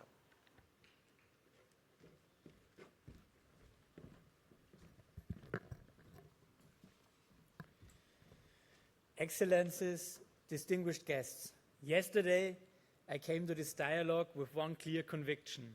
The world needs a binding framework for the use of AI. Having listened to governments, scientists, industry, and civil society from every region, I can say this: that message has only grown stronger. We heard about the opportunities AI brings in health, education, agriculture, productivity, and many other fields. We also heard about the risks to human rights and to democracy. Both are real. Managing both at once is exactly why voluntary guidelines are not enough. Good intentions do not stop harm. Rules do. Austria's own experience shows that responsible AI use is possible without slowing down innovation. 4 examples. First, our GovGPT platform already serves 180,000 public servants. Second, our Digital Skills Initiative has reached thousands of citizens with free training. Third, our new minimum age of 14 for social media protects our children while keeping Austria open to technological progress.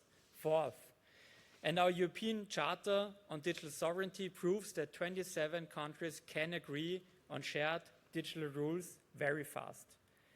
If Europe can do this, the world can too. So as this dialogue concludes, Austria's call is: we need a global framework for AI governance. The joint understanding that human rights apply at all stages, built on common principles, backed by real safeguards, including every country in this room, also those not yet fully at the table. This is not about slowing AI down. It is about making sure AI serves the people, not just where regulation happens to be strong. Austria stands ready to keep building this framework, together with all of you. Thank you so much. I thank the distinguished representative of Austria. Next speaker is UN Habitat, Executive Director.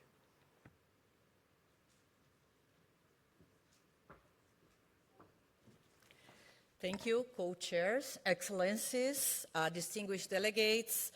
As Executive Director of UN Habitat, I would like to emphasize that cities and local governments are where artificial intelligence is already being applied every day.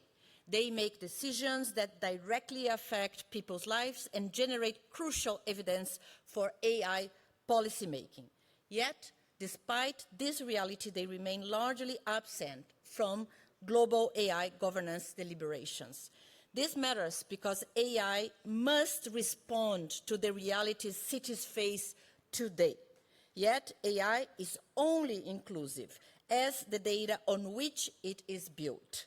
In many cities, people living in informal settlements and other vulnerable communities remain underrepresented or entirely absent from official data sets.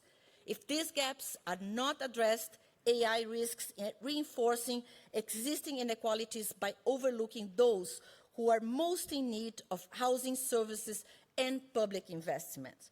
We are confronting a global housing crisis with 3 billion people lacking access to adequate and affordable housing and 1 billion people living in informal settlements. And AI can help cities address these challenges. This is precisely why I am pleased to share that together with ITU Secretary General Doreen Martin, I signed a joint invitation to United Nations entities to participate in the United Nations Pavilion at the Smart City Expo World Congress 2026 in Barcelona. The initiative also marks the 10th anniversary of the United for Smart Sustainable Cities initiative and includes the launch of the Working Group on Guiding Principles and Frameworks for People-Centered Smart Cities in the AI era, joint led by UN Habitat and ITU under this initiative.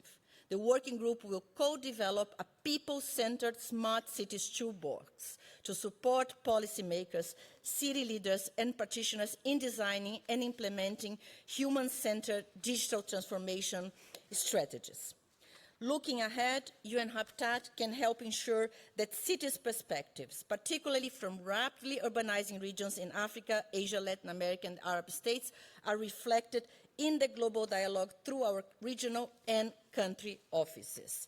Through the Mayors Alliance for Digital Cooperation, in collaboration with ODET and partners of the Global Urban Data Coalition, and by leveraging the World Urban Forum, this 14th session in Mexico City in 2028. Thank you.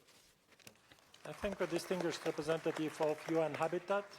Next speaker is Her Excellency Ximena Lincolao, Minister of Science, Technology, Knowledge and Innovation of Chile.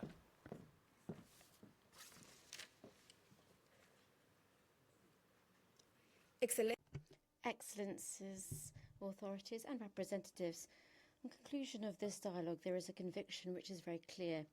The challenges presented by AI cannot be addressed in a silo fashion. We need common standards and strategic partnerships which are able to connect the competitive advantages across all our countries.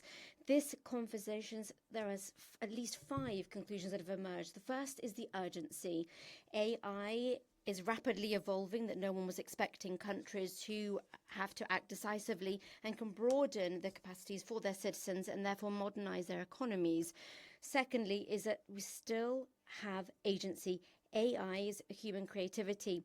Whilst there is more opportunities that citizens have in order to understand and use AI, then we'll have better capacity to gear the ethics around this. Also, self-governance, informed societies, and to act towards crafting policies. AI is not only a technology, but it also a critical infrastructure. Therefore, its governance requires systemic vision, which includes digital and the physical. Technological policy is also policy and energy and around industry as well. Talent, we have to invest in continuing capital to have entrepreneurship programs such as the one that Switzerland has also deployed. Also, these days have shown us that compute is one of the drivers for the new industry. Chile looks at this very optimistically, and there has to be responsibility to have renewable energies that are abundant and technical capacities which allow us to have an ideal society for this new stage. We'd like to thank you for being able to, for us to be able to participate in this dialogue, and we have to move from intention to action. This Minister of Chile. Next speaker is CEO of Current AI.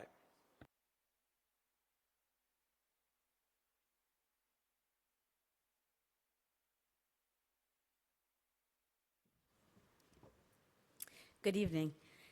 We are at a very unique moment in time where, surprisingly, government and consumers and businesses are all have consensus. Consensus that AI cannot be concentrated in the hands of the few, AI must be sovereign, and AI must serve all of humanity. But the question is, how do we build this AI in the public interest? Not how do we govern it, now how do we control it, but how do we build AI in the public interest? We already have models of international technical collaboration by looking at history. The World Wide Web, the other transformative technology of modern times, was built through an international technical collaboration. Linux, which powers 95% of servers in the world, was built through international technical collaboration. I'm the CEO of Current AI. We are a nonprofit public-private partnership whose sole mission is to build public interest AI. But our goal is not to build it ourselves entirely.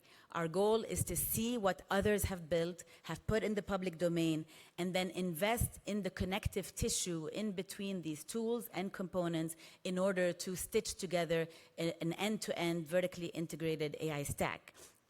We are public-private partnership, meaning we have government partners, we have non-philanthropy partners, and we have private sector partners who all are invested in building different components of the technical AI stack. All over the world, there are thousands and thousands of builders, of governments, of nonprofits, of companies that are creating building blocks for an open source AI stack. Data sets, foundation models, evaluation toolkits, benchmark systems. The problem is that they are not stitched together and they are not interoperable. So that is what we are investing in. We've surveyed over 24,000 of these tools and components all over the world. We've identified the gaps, and now we're starting to work. And this is not theoretical. On Thursday, we'll be launching the MVP of the first example of an open, completely open, public and sovereign chatbot made entirely out of open source components that exist. This requirement of international technical collaboration that AI demands of us right now cannot happen through traditional collaboration, through MOUs and lawyers. We have to collaborate at the speed of AI. And open code bases offer us this ability. If the chatbot I was telling you about, the foundation model is from Switzerland, the compute comes from Finland, the data sets are coming from India, the safety safeguards are coming from a nonprofit in the US, the privacy-preserving data set platform is coming from another nonprofit. It's only about stitching them together. If we work... I thank the distinguished representative of Current AI.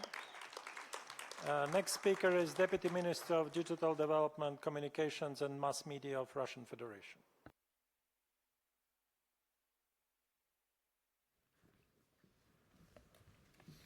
Excellencies, distinguished guests, you may need your headphones for next couple minutes because if you don't know Russian so far.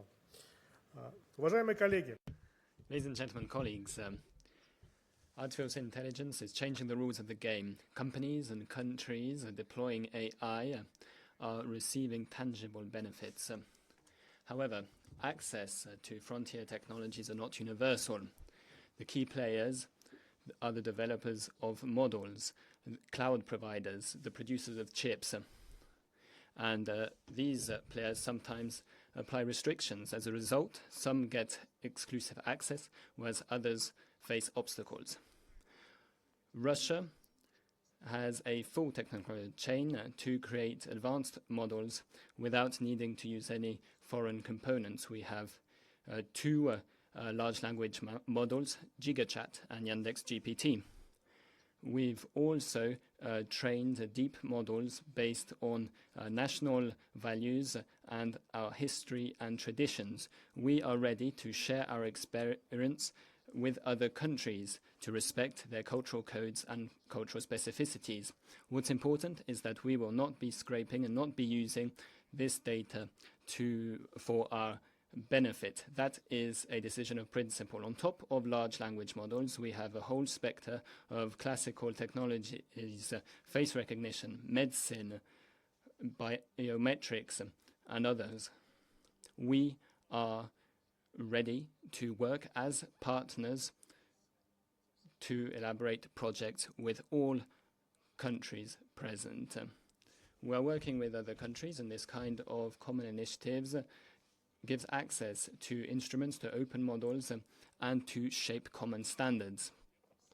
Colleagues, this reduces the risk that AI will be the privilege of a small circle of people. Russia is ready for collaboration. Thank you. I thank the Honorable Deputy Minister of Russian Federation. Next speaker is Head of Alive Research Group, Sheikh Hamidou Kane, Digital University. Thank you, Mr. Chair. Allow me to build on the statement delivered this afternoon by Senegal. As one of the co-facilitators of the UN-supported Global Network of Centers for Exchange and Cooperation on AI Capacity Building, I have had the privilege of working over the past month with outstanding institutions from every region to translate the vision of the Global Digital Compact and the Secretary General's recommendation into a practical mechanism for international cooperation. What makes this initiative unique is that it is not creating another institution, it is connecting existing centers of excellence into a collaborative network where countries can exchange expertise, share knowledge, develop talent, strengthen national AI ecosystems, and support one another according to their respective strengths. In only a few months, participating centers have jointly developed a cooperation framework that defines common principles, governance arrangement, and priority areas for collaboration, including AI skills development, access to compute and data, support for national AI strategies, local innovation ecosystem, and the sharing of practical AI solutions. This demonstrates an important lesson. Global AI capacity building cannot be delivered through funding alone. It also required trusted partnership, peer learning, and long-term institutional cooperation. The network is therefore designed as a platform where governments, universities, research institutions, the private sector, and philanthropic organizations can combine their comparative advantages to accelerate AI capacity worldwide. As AI continues to evolve at unprecedented speed, the question is not longer whether we should invest in capacity building, but whether we can do so collectively and at sufficient scale. We therefore warmly invite member states to nominate centers of excellence to join this growing community, and we encourage development partners, philanthropic organizations, and industry to contribute expertise, infrastructure, and resources so that every country can become an active participant, not merely a consumer in the AI era. Finally, I would like to thank the United Nations Office of Digital Emerging and Technology for its continuous support throughout this process. We look forward to working with all member states as the network enters its operational phase. Thank you. I thank the Honorable Head of the Live Research Group. Next speaker is Vice President of the Romanian National Authority for Management and Regulation in Communications.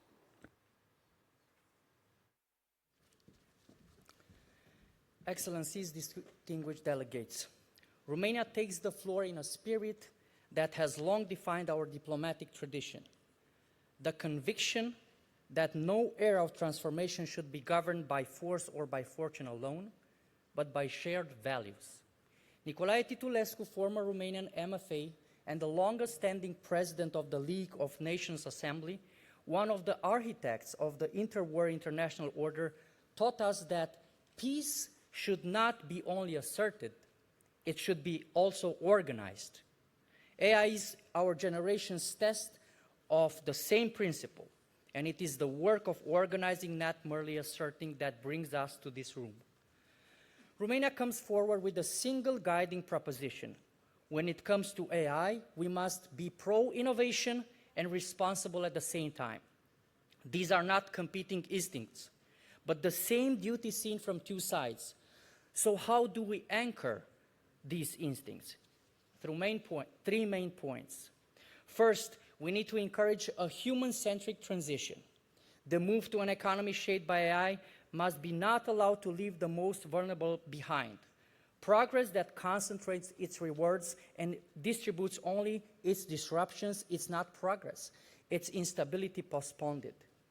We therefore need a deliberate transition architecture through retraining and pathways into the new jobs this technology creates. Fortunately, this is not only a task for governments alone. We salute private actors investing in free, cross-sector training credentials and seek to scale this model through multi-stakeholder cooperation. Second, we believe in restraint where the stakes are the gravest. We therefore warmly welcome the bilateral dialogue underway between leading AI powers, and we hope to see them deepen. Where the destructive potential of AI is greatest, human judgment must remain sovereign, and restraint must be a matter of principle, not merely of prudence. Third, protection of the children. This is one of the most important things. AI increasingly shapes what children see, learn, and are exposed to online, and we need to protect them above all. Romania believes that AI race should not be settled only by those who train the most capable models. Romania pleads for an approach that balances opportunity with risk and that keeps the door open for every country to be co-authors of this age, not their spectators. Titulescu warned that peace must be organized, and so this must be organized. I thank you, and I encourage to shape the new era in the way that Mr. Titulescu. I thank the distinguished Vice President of the Romanian National Authority for Management and Regulation in Communications. Thank you all for, thank you to all of our distinguished speakers and to everyone who participated in this very rich exchange. Your contributions have truly brought the spirit of this session to life, giving the real meaning to its title, Dialogue of Dialogues. Special thanks to fellow co-chairs of the thematic sessions. Many thanks for your contribution and for your efforts. And before we move to the closing ceremony, may I ask all of you to stand up, and we will do a family photo first before you leave. Thank you.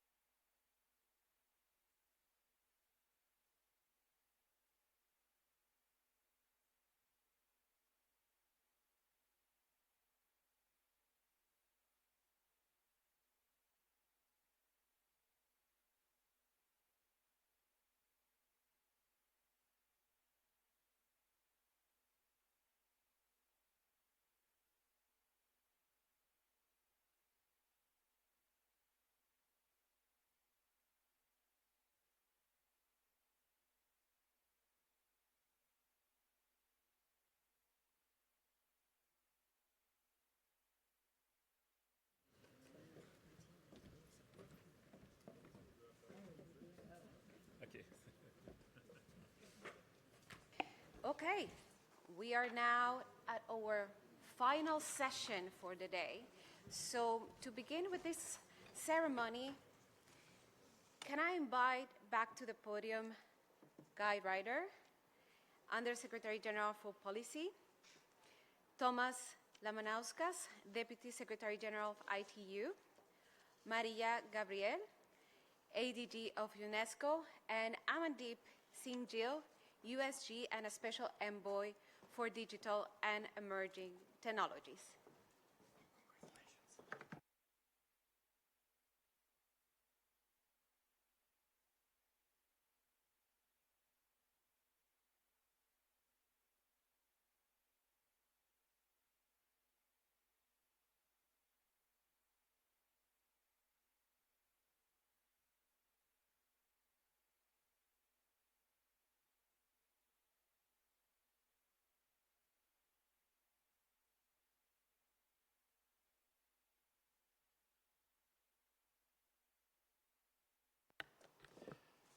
Excellencies, colleagues, friends, as we bring this first global dialogue on AI governance to a close, it is worth pausing to acknowledge what has been achieved here.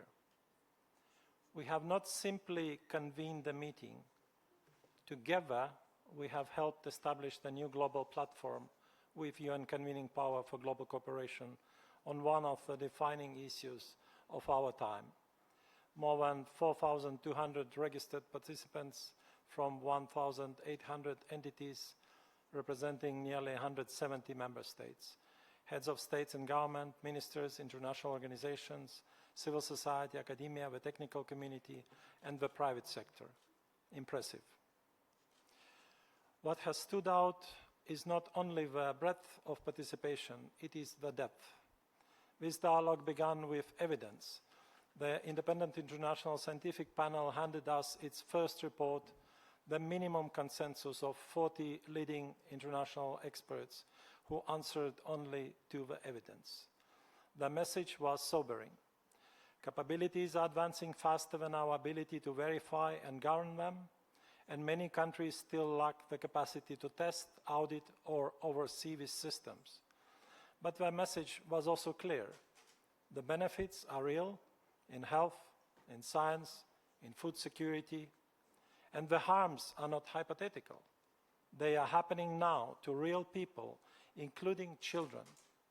The panel asked us not to wait for certainty before acting. We have heard them. Across our 4 clusters, a common thread emerged. The gap we face today is not a gap of ambition or of principles. It is a gap of practical mechanisms. In one room after another, delegations moved past abstraction towards implementation. National AI strategies and agencies, legal frameworks, safeguards for minors, teachers' training, public sector capacity. We heard that the AI divide is not only about access to technology, but about the capacity to shape, govern, and benefit from it. That capacity building must mean co-creation, not consumption. That only a fraction of the world's 7,000 languages have the foundations for meaningful inclusion in AI. That environmental sustainability is a co-governance question, not a side topic.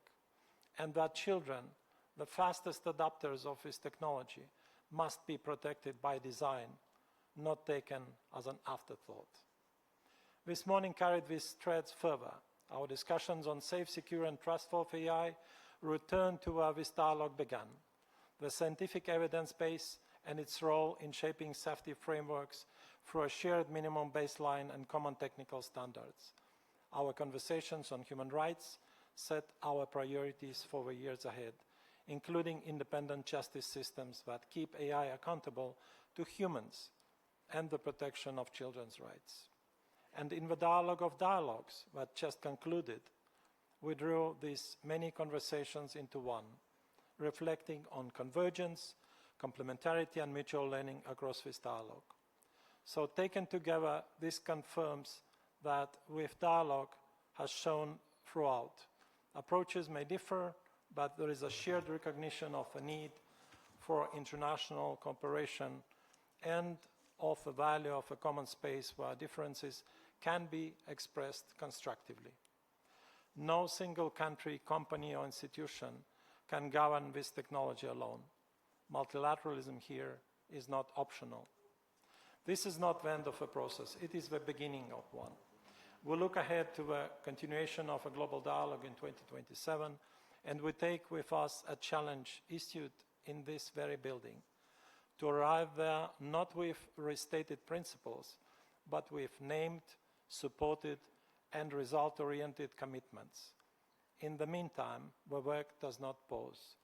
The richness of these discussions provides substantial material for the co-chair's summary, which must reflect faithfully both the convergence and the diversity of views expressed. We will undertake this task with care in the spirit of transparency and responsibility that had guided us this dialogue. Let me conclude with sincere appreciation to Secretary General Guterres and President Baerbock for their leadership and trust, to my fellow co-chair, Ambassador Lopez, to the Joint Secretariat co-coordinated by ITU and UNESCO, and to every participant who gave their time, expertise, and conviction to this process.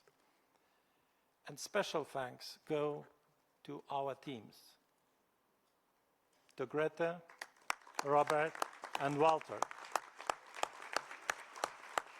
who worked for 249 days and quite many nights, I can tell you, so that this dialogue would happen. Many thanks.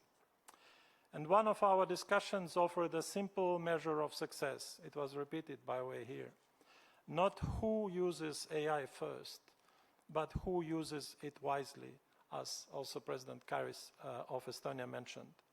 So, jobs created, languages served, communities included, children protected. We leave this room with no illusion that the work ahead is simple, but we leave with something equally important. Proof that meaningful cooperation on AI governance is not only necessary, but possible.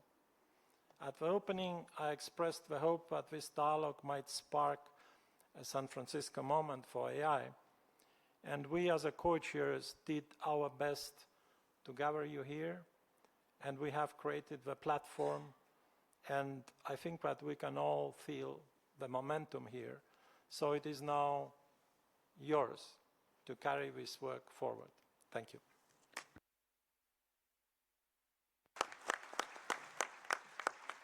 Thank you. Thank you, Co-Chair. I guess just building on what you said, it's also important to recognize, as we also have been hearing throughout these 2 days, that there is a growing ecosystem of different initiatives, institutions, and communities that each contribute to valuable perspectives on AI governance. The task of this dialogue is not to replace these valuable efforts, but to connect them and to build greater understanding, identify the complementarities, and strengthen cooperation across this evolving and rich ecosystem. So this AI dialogue has been an important milestone along that path.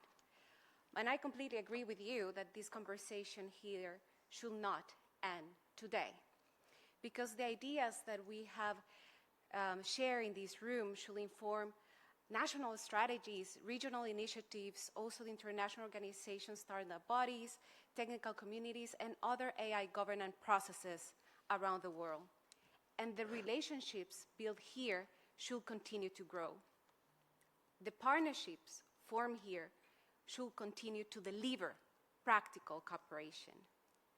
And the true measure of this first dialogue will not be only what we listen, what we heard, it will be what we choose to do once we live it.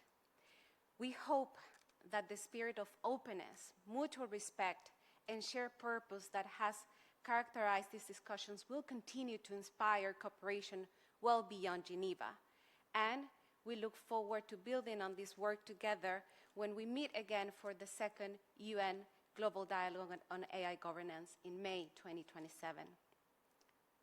So let me repeat, what we have built here is not a conclusion, it is a foundation. Just a few moments ago during the governmental segment, I heard the representative of a small country say, "We are here not to be a footnote." And that thought has stayed with me, because ultimately, this dialogue has been about ensuring that every country, every institution, every stakeholder has the opportunity not only to be heard, but to shape our collective future. And I really hope that we will have more time to listen all of the speakers. But the responsibility we now share is to carry this work forward, each from our own governments, institutions, organizations, and communities. So on behalf of the both co-chairs, I would like to thank each and every one of you, every participant, both here and online, and those who made it to Geneva just for this occasion. Also to every leader from government, industry, civil society, academia, technical community, and international organizations that join us. Every speaker, every moderator, every co-chair, every colleague working behind the scenes. Thank you. Your commitment has made this first dialogue, I believe, a success. And also allow me to express our appreciation to the members of the Independent International Scientific Panel on AI. Your expertise, commitment, and willingness to engage throughout this dialogue have enriched our discussions. Sound governance must be informed by sound science, and your contribution will continue to be invaluable as this process moves forward. Also, I have to say once again a big thank you to the Joint Secretariat, to the Secretary General, to PGA, BERBOC, and also to the Joint Secretariat, ITU, UNESCO, supported by Odette, and also by Guy Ryder and the Office of the Secretary General. Thank you to you, you're representing here, but also to all of your teams that help us throughout this process. Thank you very much. Now you can put your headsets. I'd also like to dedicate some very special words to the extraordinary teams of Estonia and El Salvador. 102, these are two missions which are quite small, but they shouldered enormous responsibility with such professionalism, with generosity, and with extreme patience, and with a true exceptional commitment to the cause. This dialogue would not have been possible without these people. So thank you so much. Thank you for believing in this process. Thank you for working with us and to really dedicating yourself to the task.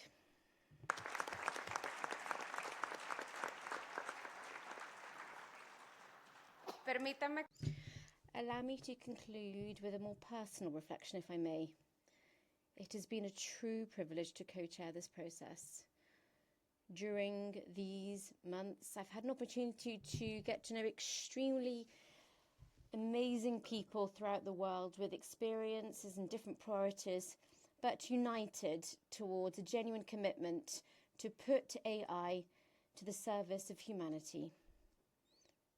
And more than anything, this leaves me with such hope.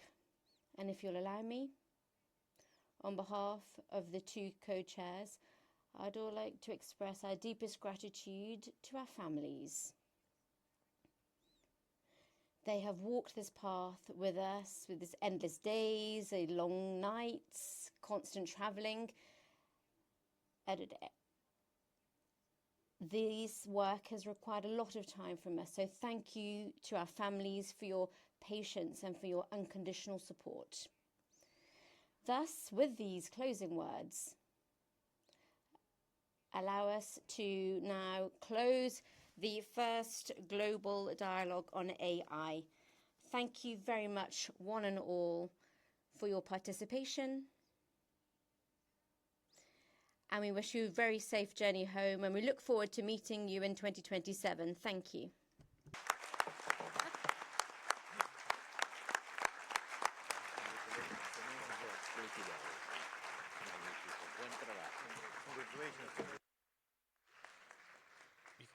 Excellencies, distinguished delegates, ladies and gentlemen, thanks once again for all the participants and, of course, our excellent co-chairs.